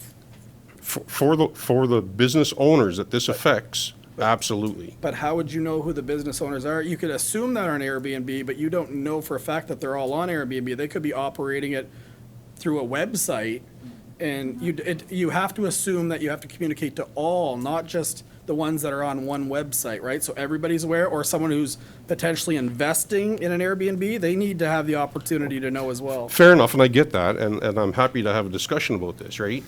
But it's very clear that residents in Shamcook and Bayside had no knowledge about what was happening here and have not been part of any of this process. They weren't afforded any time to challenge it, to discuss it. Their voices were not heard. And here we are now at the end of this process where we're approving this to come into effect now July 1st. And these people, and I'm worried that there's still people out there that still don't know about this today. It's about this bylaw, but it also isn't about this bylaw. It's about communication. And I still go back to fundamentally what else for a bylaw that the town could do to notify the public, right? Like I get what you're saying, individually go up and look on Airbnb, but somebody right now could be potentially looking to buy a place to turn into a, we have to assume that they got to be, and as far as the mail outs, they've always been used. You go to a post office and you have options to pick what, if you want it just for the traditional St. Andrews or the entire peninsula, and you pay a fee and it goes into every mailbox. And if you opt out of that, I actually don't think that's on the town of St. Andrews, because we can't individually reach out to every single person and write their address down. If there's a new place that opens, we won't even have their address, right? Like it's just, you're going to miss places by doing it that way versus a blanket mail out. So I see where you're going. I don't know why I don't get the flyers in the mail. I have no idea. But since I've lived here, I don't receive flyers in the mail. So that's not my choice, I just don't get them. There used to be a box besides my community mailbox where you could reach down and they'd put the flyers in there, and you could choose to pick those up if you wanted to, if you were looking for the flyers, but the flyers don't end up in my mailbox. So if we're paying Canada Post to deliver that communication to our mailboxes, and they're going somewhere else, but not in our mailboxes, that's not on the residents for not knowing about. The system is flawed if we're not delivering that communication to an address. Okay, I think we'll have a follow-up with Canada Post and just say why they wouldn't get it, and if they're opting out of getting communication, mass communication.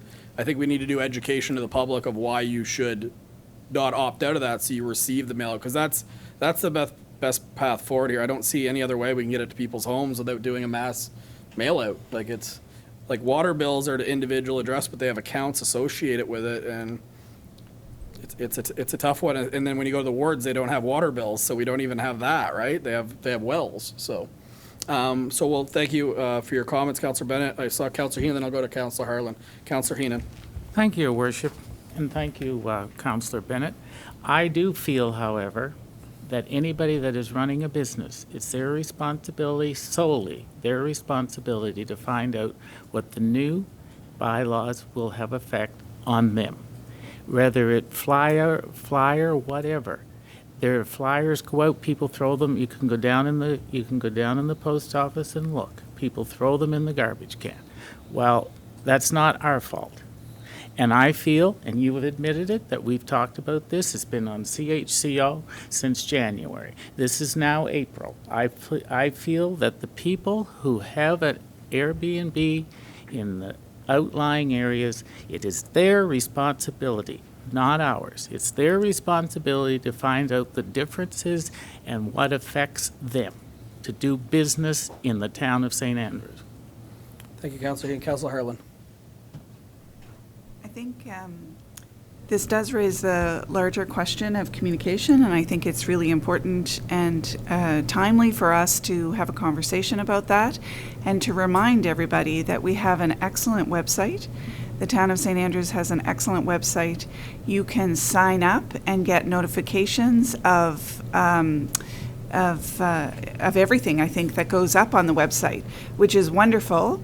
I think it's really important that every resident in St. Andrews, which includes the wards of Bayside and Shamcook, that they sign up and that they get the communication of what's happening in St. Andrews. I think it is important for us to talk about it because we've just started on this road of integration, and we've got a long road ahead of us, and people need to keep themselves informed.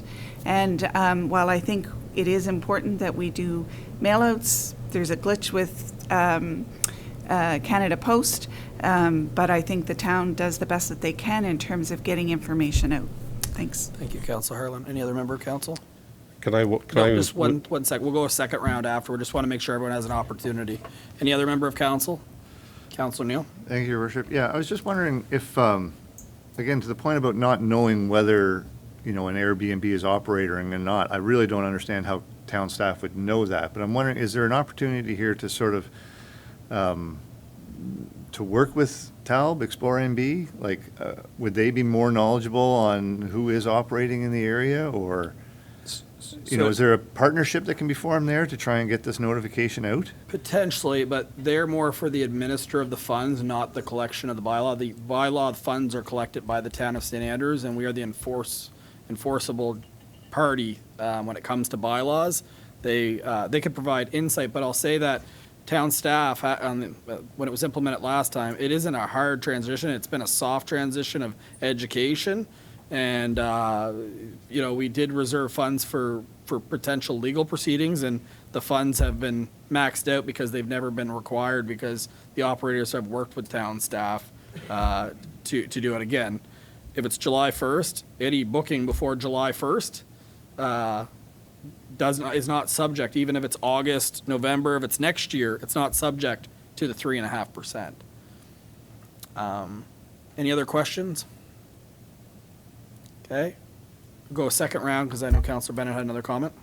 Sorry, Your worship, Your worship, sorry. I've been hand up for a little while there. Just maybe a reminder to check the screen every once in a while. So, sorry, there's two of you too. I should. And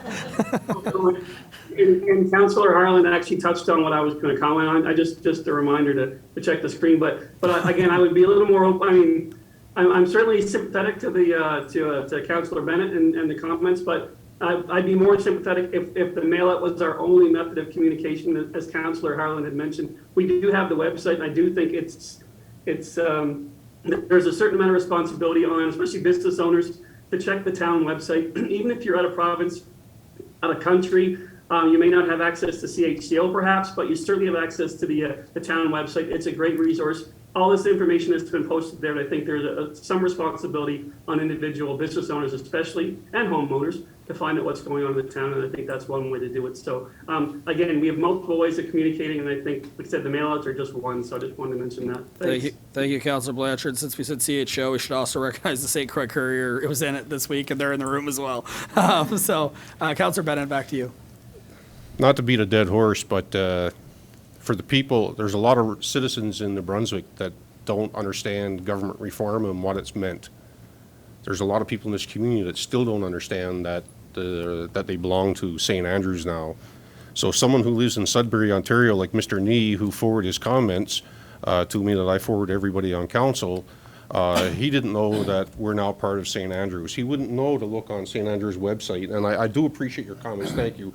It's great that you pointed that out, and I hope that everybody going forward that knows and understands will communicate it to their neighbors and friends and the businesses and whatnot.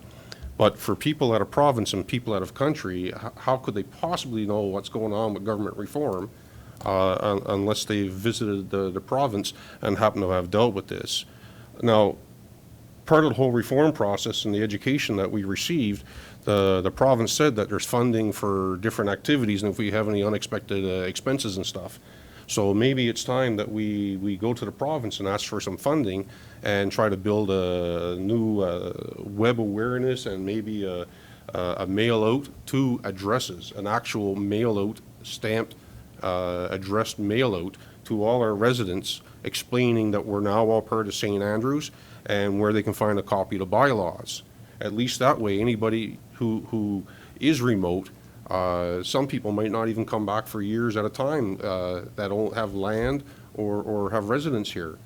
So they would never know that there's been a major change to their property or to their residence. So this is a great opportunity that we can look for some provincial money and find a way that we can communicate with everybody. Try to make a compromise list. Thank you, Councillor Bennett. I will say that as we get to strategic priorities, I think reform will have to probably be one of them. So I think that's something that we can dive into further about potential educational elements, because your point is taken. I think most people are well aware that reform has happened, but to think that everyone has, I don't want to assume that either. So, and even the people that do know is they don't 100% know what it exactly means. So yeah, any other councillor, since I did a round two for Councillor Bennett, this will be the last time around, just to be clear. Okay, I'll call the question. All in favor of approving this motion, please signify by saying aye. Okay, and opposed? Seeing none. Okay, motion carried. We are now into the next motion. Nope. Your worship, you are not into the next motion. Councillor Hurdle, sorry, yes. He can't read it if he's not in the room, can he? That's right.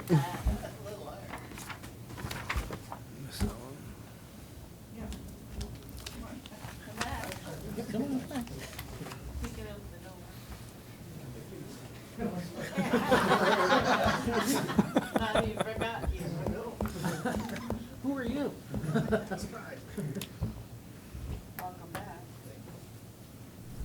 Thank you, everyone. I'm guessing we are on to BTHC 230405. Correct. And this is the subject is the Ocean View Campground lease payments for 2023 to 2027. The background is that Section 12A of Schedule C of the Ocean View Campground lease between the Town of St. Andrews and the Kiwanis Club of St. Andrews states that the lease payments will be reviewed and renewed every 5 years. Staff has been working with representatives of the Kiwanis Club to establish a new lease payment for 2023 to 2027. Please see the attached email correspondence for more details. Staff recommends a lease payment of $23,000 plus HST. And the motion before us is that the Council of the Town of St. Andrews approves the yearly lease payments of $23,000 plus HST for the years 2023 to 2027 for the Ocean View Campground leased by the Kiwanis Club of St. Andrews, and I so move. Thank you. Could I have a seconder for that one? I've got Deputy Mayor Akaji.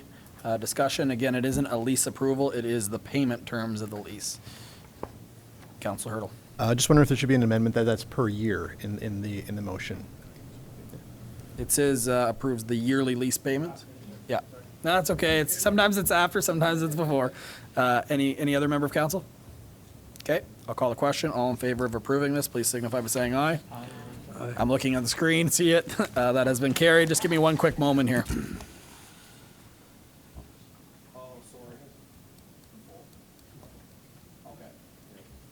All right, council, I do, during this meeting, have to read the tourism accommodation levy in full.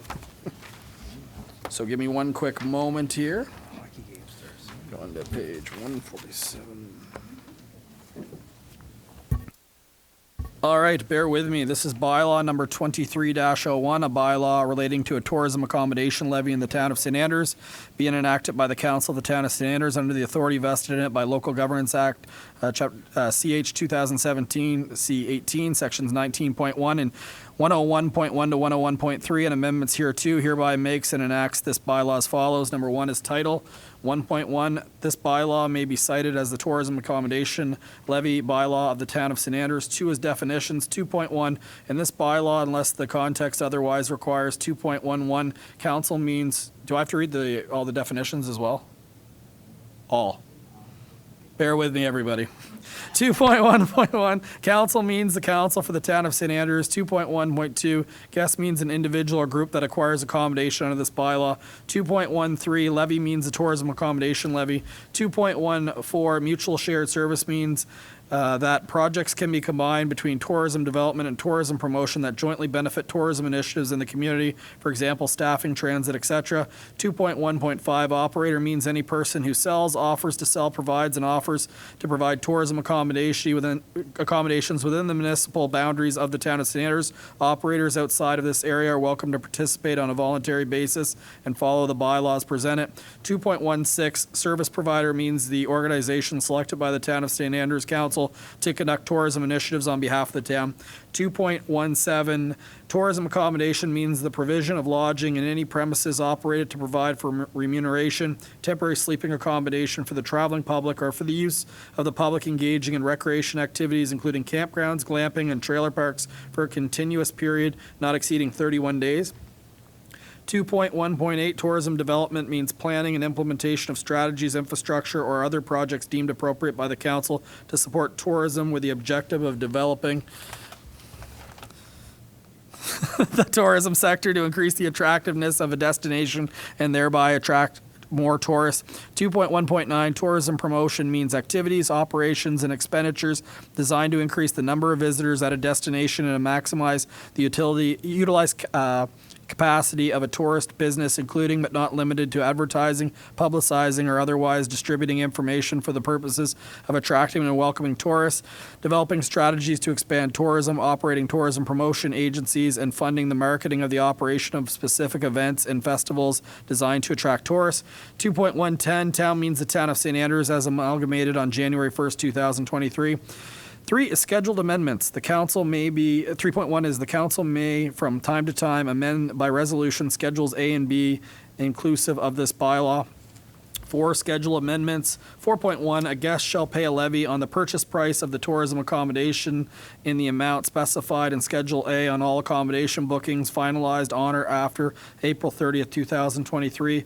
4.2, an operator shall include on every invoice or receipt for the purchase of such accommodation a separate item for the amount of the levy imposed on the purchase. Then the item shall be identified as tourism accommodation levy. 5 is exemptions. 5.1, the levy imposed under Section 4 shall not apply to 5.11, a student who is accommodated in a building owned or operated by a post-secondary education institution while the student is registered at or attending a post-secondary education institution. 5.12, a student who is accompanied in a building owned and operated by a science-based institution while the student is registered to attend a continuing education program. 5.13, a person who is accommodated in a room for more than 31 consecutive days. 5.14, hotel or motel rooms provided by the town and the town, the province, or their agents for emergency shelter accommodation purposes. 6 is registration of operators. 6.1, every operator of a facility providing tourism accommodation shall apply annually by March 31st of each year for a registration certificate from the town. 6.2, if an operator owns more than one establishment in the town of St. Andrews, they are required to obtain a registration for each individual property. 6.3, the registration certificate shall be displayed prominently on the premise. 6.4, any changes in the business, including ownership, change of address, operating structure, or cessation of business, the operator shall notify the town. 6.5, when an operator changes the nature of the business, they shall immediately return to the current registration certificate and be issued a new one. 6.6, in the event an operator ceases business, the certificate becomes void and it shall be returned to the town. 6.7, all registered operators must ensure they comply with the bylaws of the town of St. Andrews, all applicable laws, and the regulations of the province of New Brunswick. Registration and payment under this bylaw do not confirm your compliance with other bylaws. 6.A, the annual fee for registration shall be in accordance with Schedule A of this bylaw. 7 is the collection by operators. 7.1, operators shall collect the levy from the guest at the time of the tourism accommodation is paid for and shall remit the levy to the town of in the prescribed times and in the prescribed manner as set forth in this bylaw. And did I read the January 1st? I should have said. Yeah. So that'd be July 1st in this version, eh? It should be updated. Okay. Report and remittance of levy. 8.1, subject to the provisions of subsection 8.2 unless otherwise provided, all operators shall make separate quarterly reports to the town on the prescribed report form of a tourism accommodation sales and levies collected.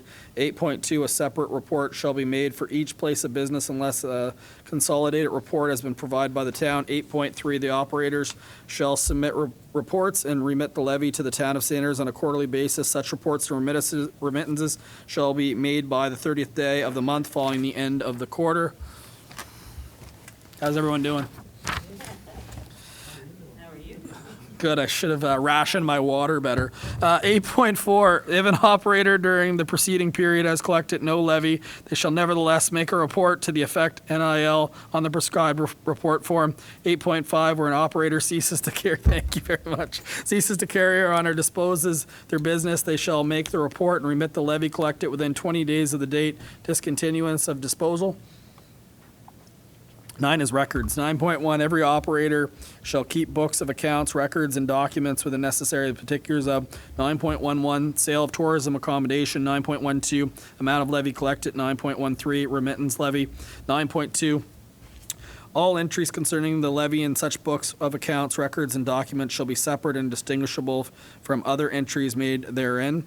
9.3, every operator shall retain any books of accounts, records, or other documents referred to in this section for a minimum period of the current year plus 6 years.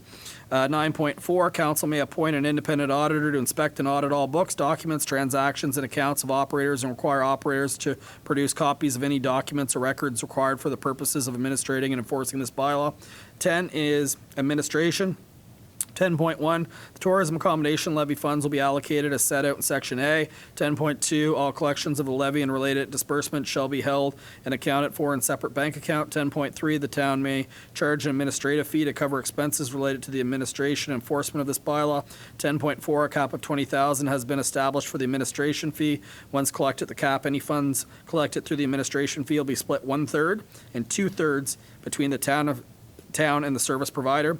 If administrative fee funds fall below the established cap, Funds will be recouped from the tourism accommodation levy to meet the cap. 10.5, council will appoint a service provider to administer and manage a portion of the tourism accommodation levy in accordance with the terms and references as per Schedule B of the bylaw.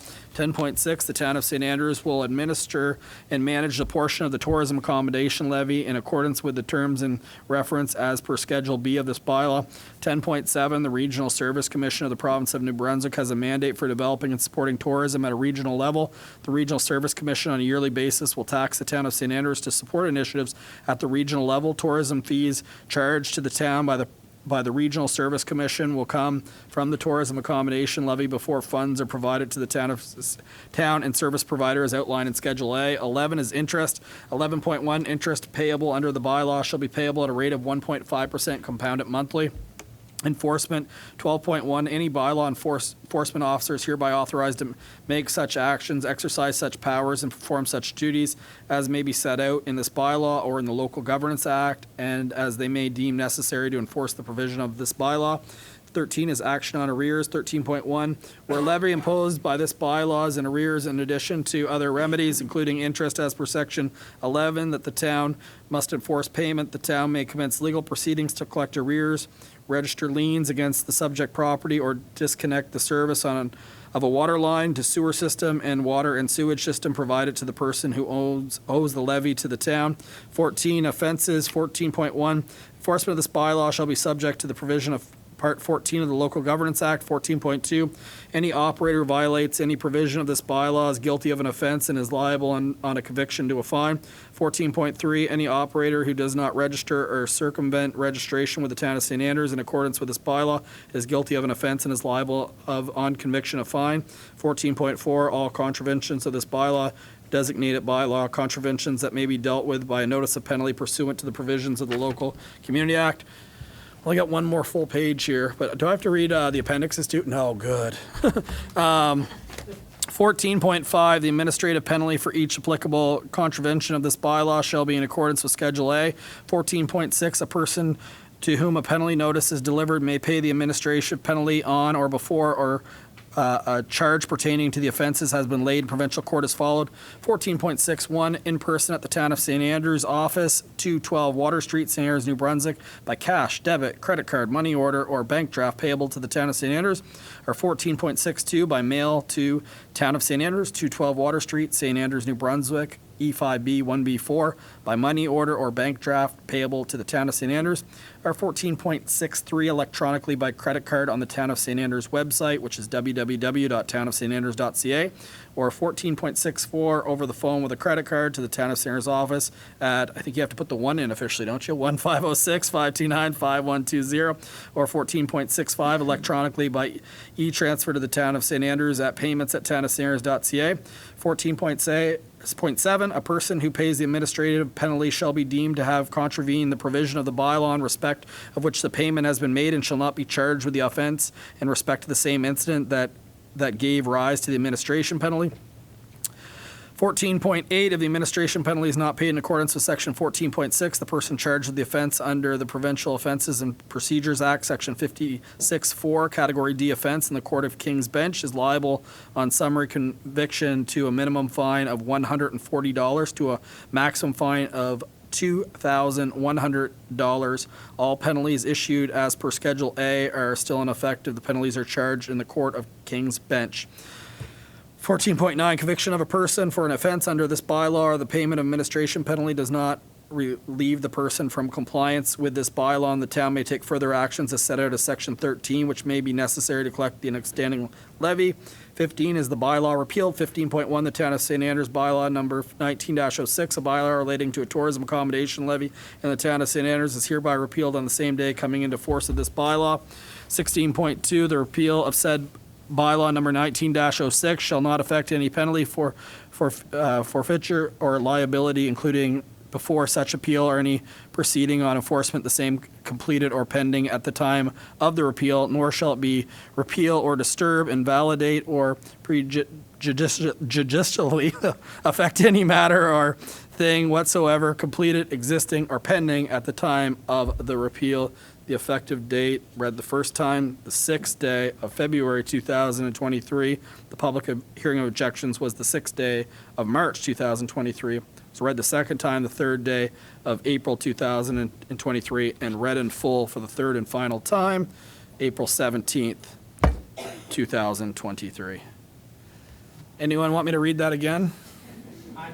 How many, did you see the viewers drop off CHCO, Vicky? Yes, thank you. Couple tongue ties there. All right, council, where were we? You're on we page were- 162, Your Worship. Pardon? Page 162, Councillor Gumichel. Perfect. Thank you. Just give me a moment there, Councillor Gumichel. Over to you. Thank you very much, Your Worship. Reference number, excuse me, RCS 230412, dated April 11th and submitted by myself, and the subject is resignation of age-friendly advisory committee members, and the background reads, the town of St. Andrews has been notified that 2 members of the age-friendly advisory committee will be stepping down from the committee. Please see the attached letters for the resignations of Leslie LeBlanc and Sue Corbin.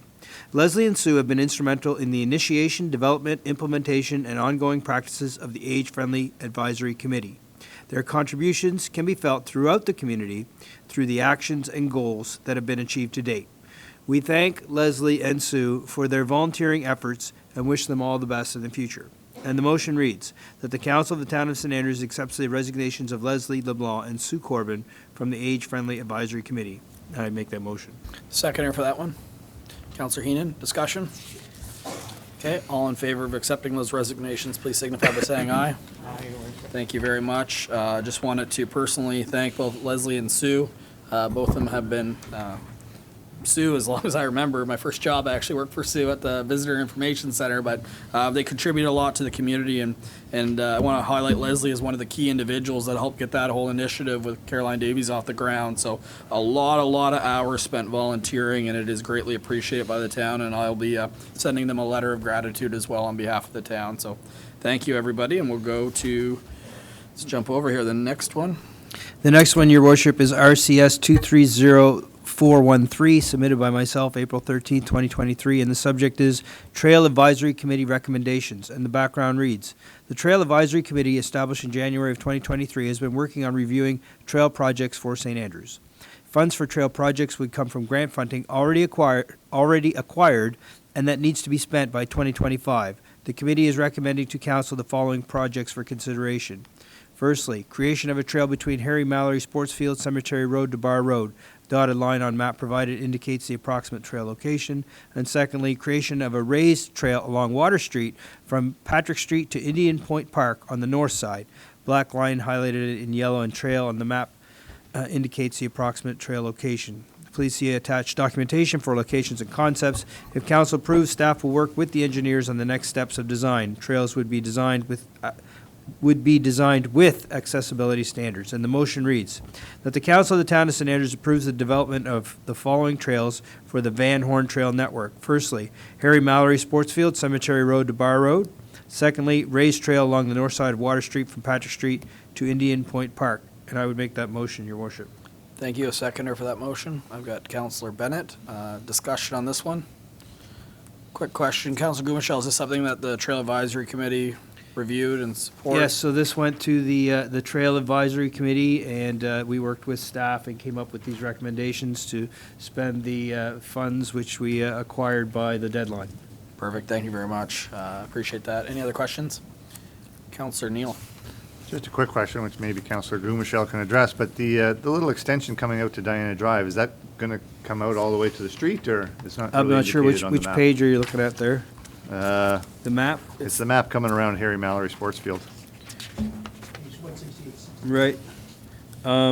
Which side are you looking at, sorry? Just the little 20? extension that comes out between the houses on Diana Drive. Right, that is proposed. There's a natural, when the town planners back in the day put the subdivision together, they left a space there. Keith Robichaud and, help me out, Keith and the other, the town manager at the time, can't think of his name. Jacques Dubé. They left a space there for a road that would connect to that town land, so that it could be developed as as more subdivision, so the trail has been placed in a way that it doesn't go through the center, it stays off to the side, so that's the intent there. But it will extend right out to the street? I presume. Okay, fair enough. Thank you. Good question. It is also quite damp in that area, so it's going to take a significant amount of work with the water flow. Anyone that's walked through there, Councillor or CAO Spear, you're looking at me like you have something to add? I do, but I forget. No.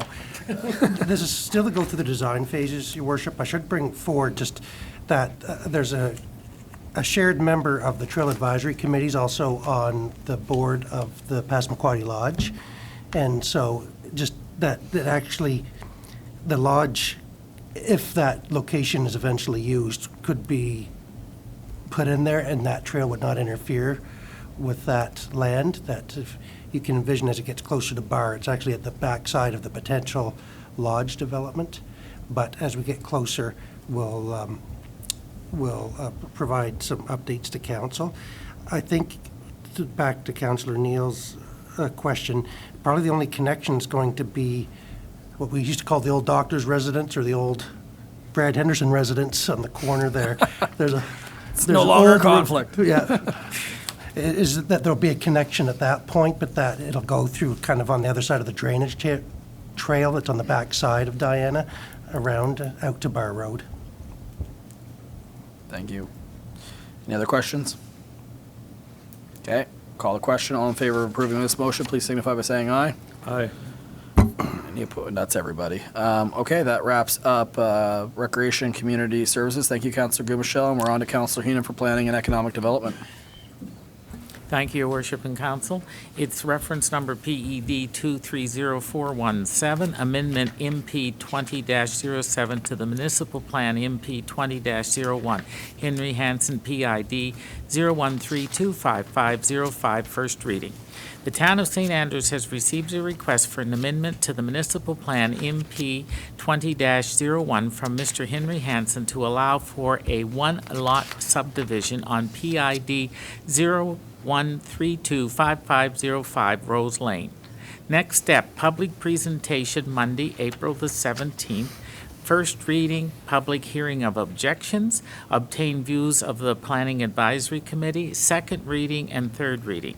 The motion is that Council of St. Andrews grants leave for the first reading of the amendment MP 20-07 to the Town of St. Andrews Municipal Plan MP 20-01 for Mr. Henry Hansen, PID 013255505, Rose Lane, to remove the portion of residential growth area designation as shown on the generalized future land use map from PID 01325505, and I, Your Worship, so move. Thank you. Could I have a seconder for that motion? Councillor Blanchard I actually caught. See? There you go. Any discussion on this, this going to first reading? Seeing none, call the question. All in favor of going to first reading, please signify by saying aye. Aye, Your Worship. It's everybody. This is bylaw number MP 20-07, a bylaw to amend bylaw number MP 20-01, being a municipal plan bylaw for the Town of St. Andrews, being enacted by the Council of the Town of St. Andrews as follows. One, bylaw number MP 20-01, the municipal plan bylaw for the Town of St. Andrews is amended by removing the portion of the residential growth area designation as shown on the generalized future land use map attached to the said bylaw, scheduled A thereof for the lands shown of Schedule 1 attached here 2, read the first time the 17th day of April 2023. Next motion. Thank you, Your Worship. Next motion, that the Council of the Town of St. Andrews sets the date of Monday, May 15th, 2023 at 6:45 p.m. through public hearing of objections as per Section 111 of the Community Planning Act on amendment of MP-20-07 to the Town of St. Andrews Municipal Plan MP 20-01 for Mr. Henry Hansen, PID 013255505, Rose Lane, to remove the portion of residential growth area designated as shown on the generalized future land use map from PID 013255505. I so move, Your Worship. Looking for a seconder again. Councillor Bennett, I'll catch on that one. Discussion on that motion. CAO Spear? All good. Okay, all in favor of approving the hearing of objections for that, please signify by saying aye. Aye, Your Worship. That's everybody that has been set in the last motion regarding this particular item.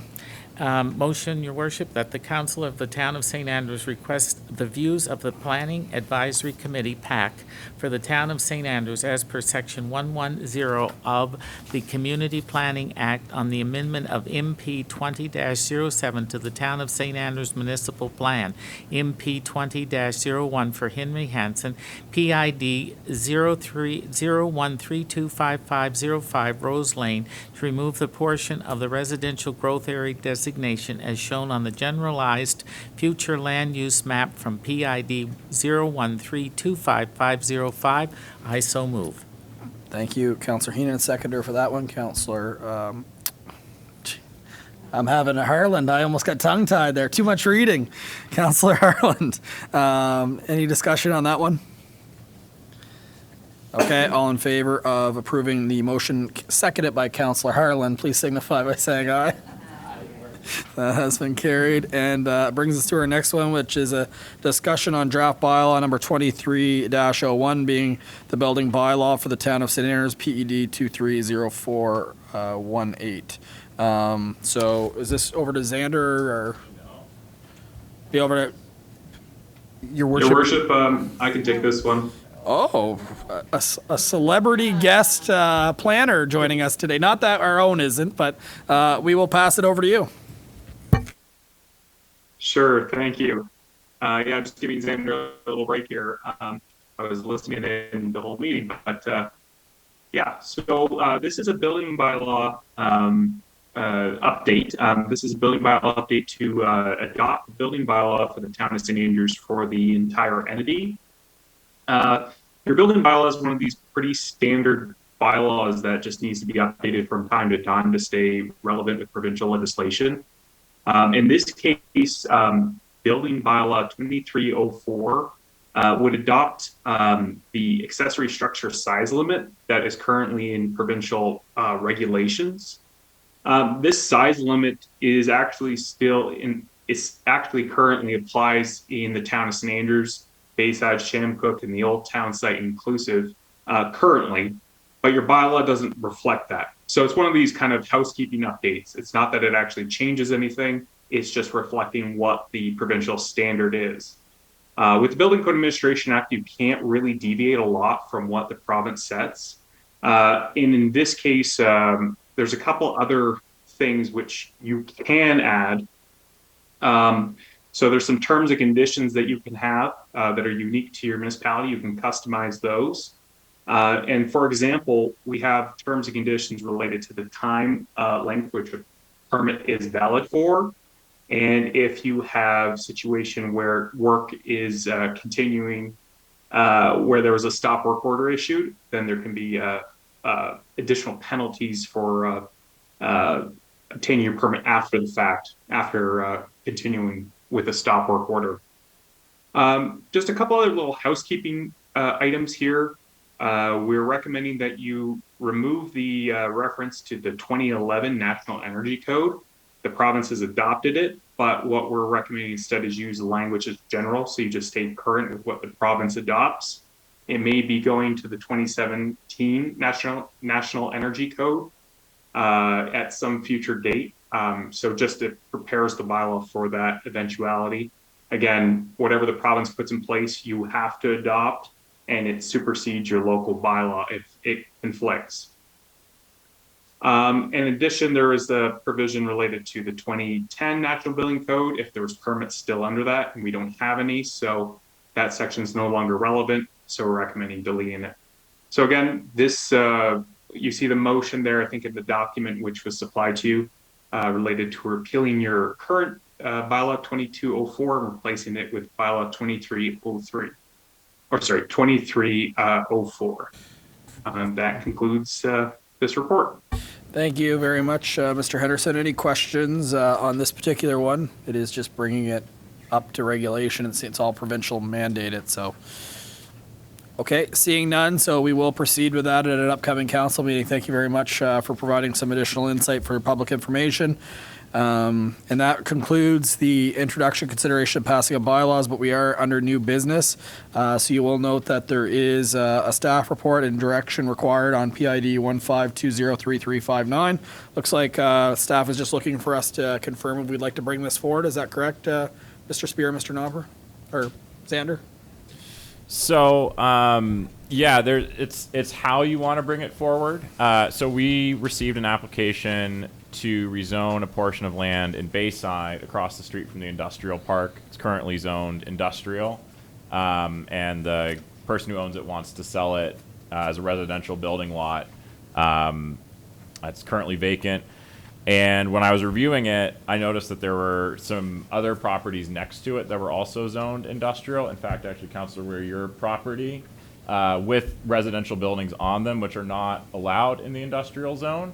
So right now they're legally non-conforming. So what I'm looking for direction on is, do you want a bylaw that only amends the individual property, or do you want to look at that entire area that was, I think, owned by the Port Authority and was sold off and now will not be industrial in the future, I don't believe, given especially that there are residential properties there now. Perfect. So just a clarifying question on that. So you would reach out to interested landowners to find out if they would be interested in rezoning, is that correct? To be? Yeah, so it would be an administrative amendment rather than an application for that individual property. And if someone says no thanks, is that just left out, or how does that? I think it would be looked at when the whole area is dealt with, whenever those bylaws are incorporated the whole municipality. And you could wait until that time, but if we were to get applications related to the residential developments on those industrially zoned properties right now, it would create some issues.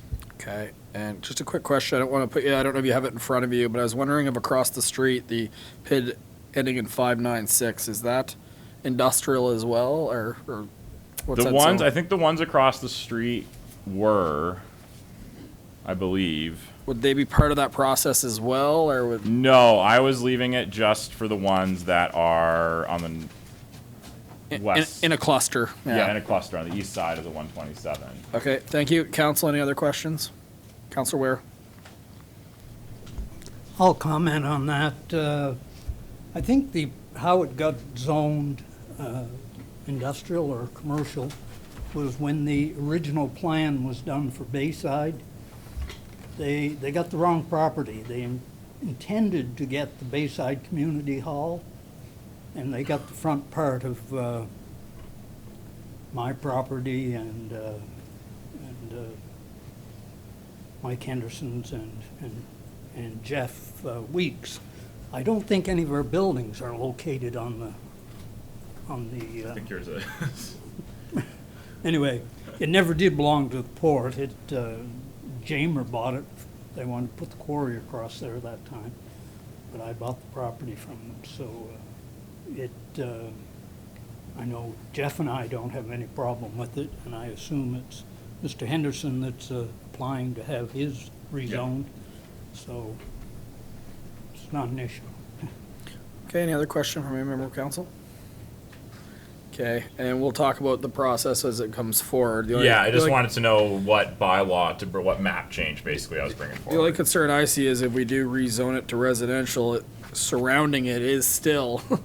It's On the other side of on the the other road. side. Yeah. So if something happens there, you did knowingly get rezoned to residential right across the street from something that could come there, right? So it's kind of a common concern that we have that, hey, that's right beside my house. Yeah. And the reality is we're rezoning theirs to make it part of it. So just something to be aware of for future development, right? But I think I never saw any concern. I say we bring it forward and debate it as part of it, because does that make sense to everybody? All right, got head nods. We're good to go. Councilor Ware? Yeah.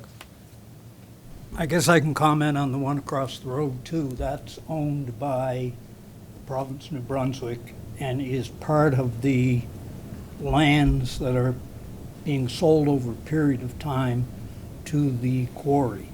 So it is under a development agreement that was signed in 1997, 1996, and they have put restrictions on it, and the intent is for the quarry to come up that far and develop that land into laydown area for the port.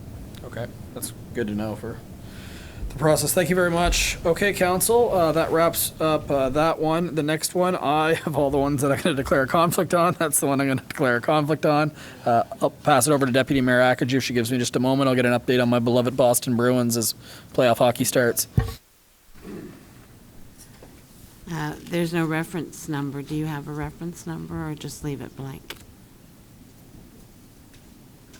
Just new business, Deputy. Just new business. Okay, thank you.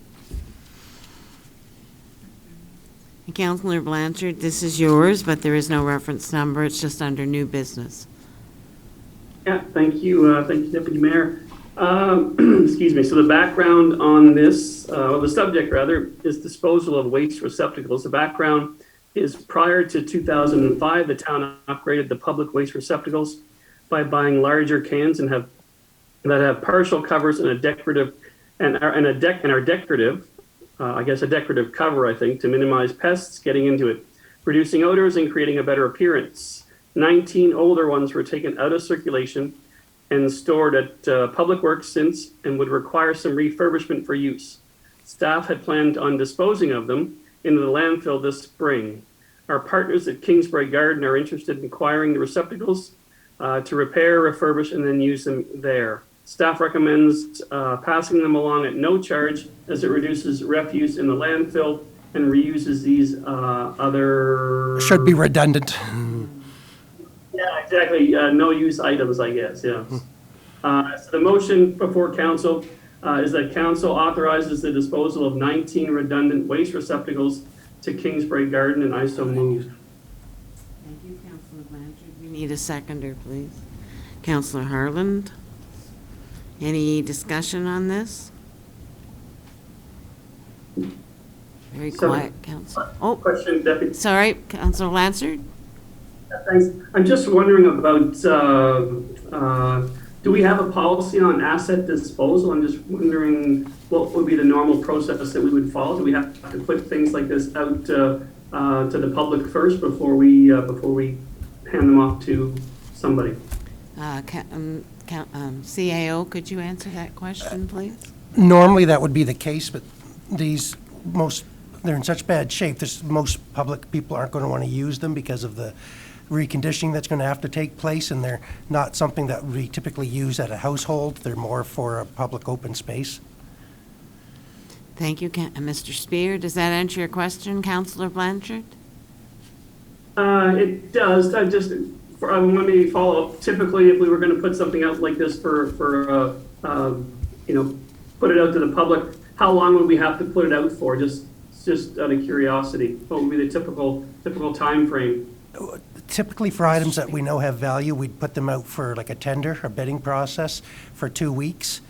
And then if that's done and no one comes along, then we take whoever wants it, basically. So we had, if you remember, for the council last fall, we had a bunch of equipment we put out for sale. Mm-hmm. Only about half of it was attained. And a couple of people have come along since and offered to buy a couple of them. Instead of keep going through the process, we've already gone through it once officially, that we just, take whatever can get out of it. In most cases, it's only got a use for one particular purpose. For instance, we sold a Zamboni that we had tried to sell 3 times over the past 2 years. The thing's 25 years old. It's the original one that went with the arena, and I don't even know why the person who bought it wants it, to be honest, but good for them. Well, thank you, Mr. Spear.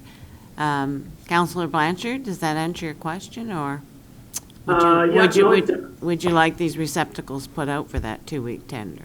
Well, I just, excuse me, I get that there's probably a fairly low value on these.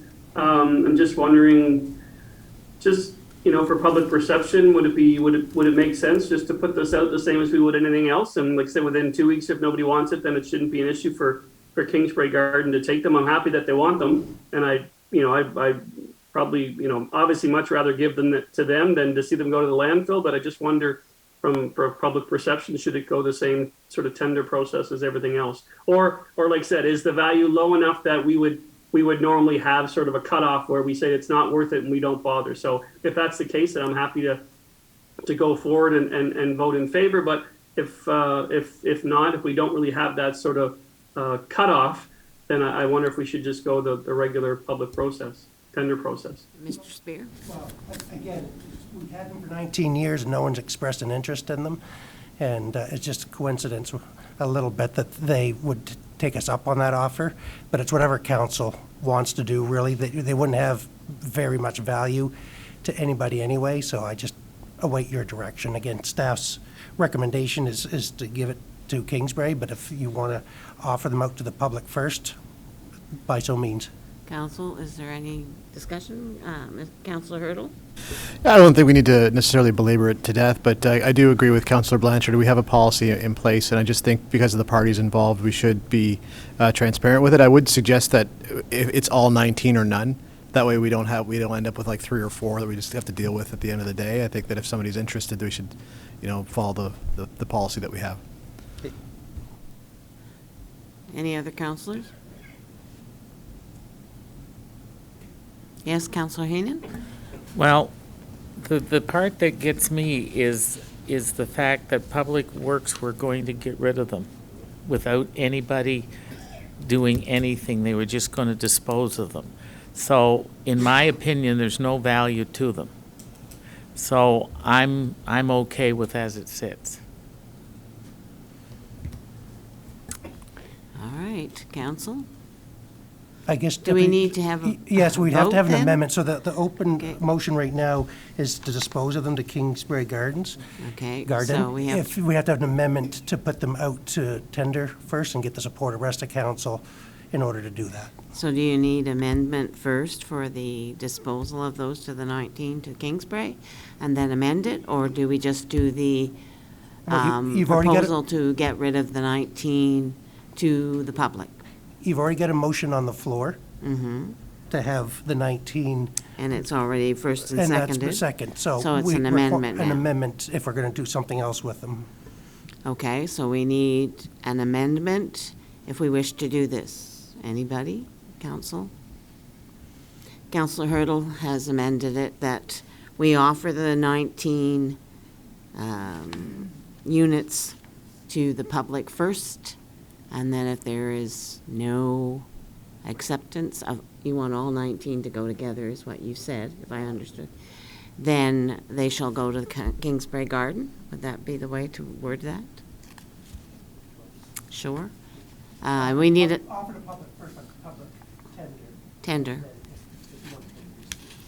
within the 2 weeks. Is that okay, council? And we need a seconder for that. We need a seconder for that, please. Mark. Councillor Blanchard, sorry. So it's moved by Councillor Hurdle and seconded by Councillor Blanchard that we offer the 19 receptacles to the people, and if within the 2 weeks period, if there is no offer, then we shall reoffer them to Kingsbury Garden. So first we vote on the amendment. So council, all those in favor of the amendment, say aye. Raise your hand. Let me know. So I have 1, I have 2, 3. Okay, and opposed? 1, 2, 3, 4. So that motion was opposed. So now we go back to the original motion and we vote on that.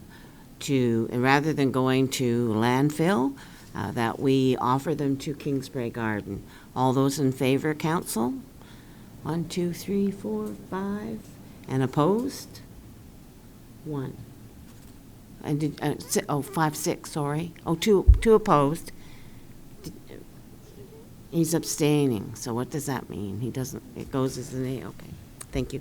So 5-2. So it is carried that Kingsbury Garden will receive 5-2. Did you get the names? Oh, sorry. Sorry, folks. Just in terms of an abstention, sorry, forgive me. Does that count? It means a yes It means a vote. yes vote.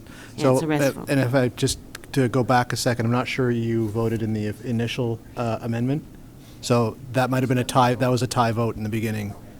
So there would, yeah. Sorry. But there were 4. Okay, go back. Well, I'm not finished yet. Okay. Sorry.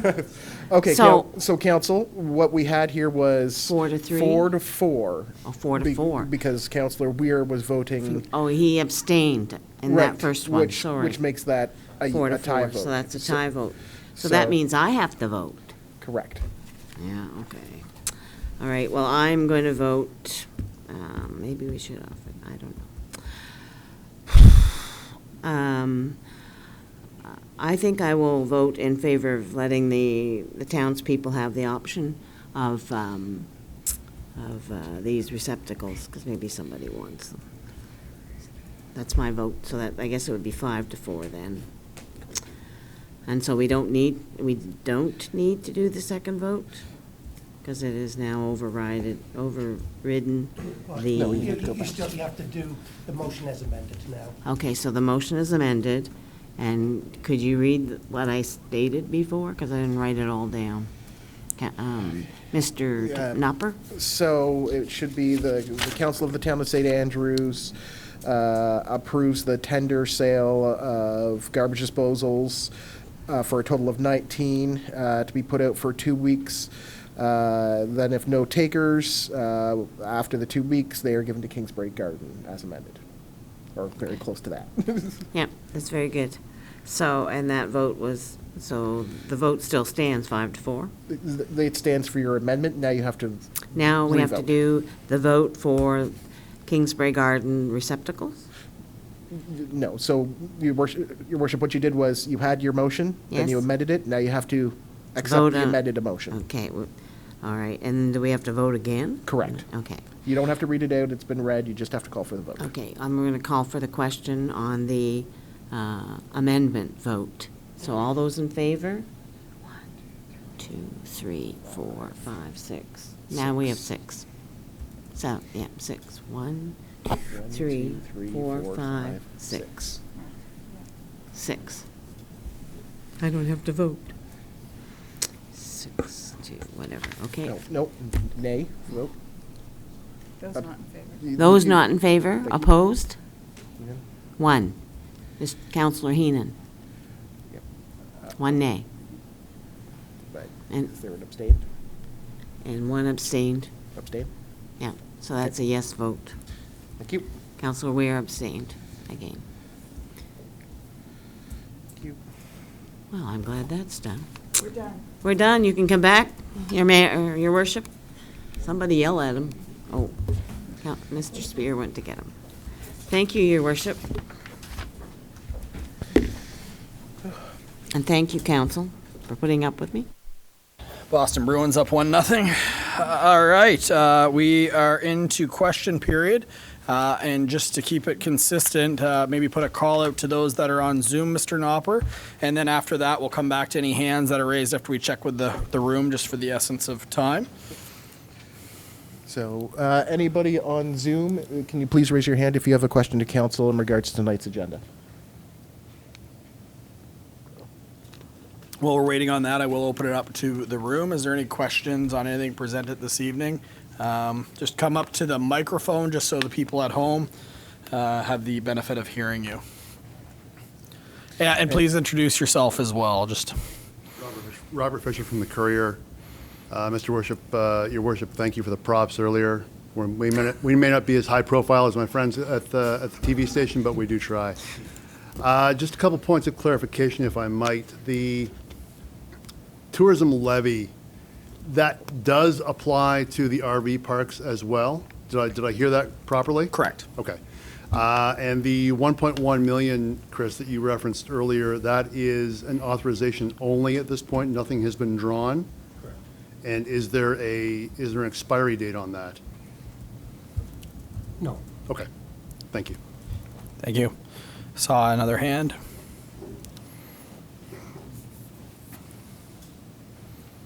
Brenda Waywood. Earlier this evening, you were discussing the zoning bylaws.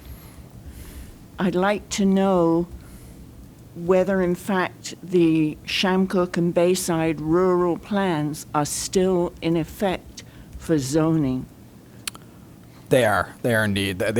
they automatically got inherited across the province of New Brunswick on the places that were essentially joining existing municipalities. Okay, secondary to that, why are those rural plan documents not available to the public right now? The province has removed them from the local government and environment site, and the town doesn't have them on their site.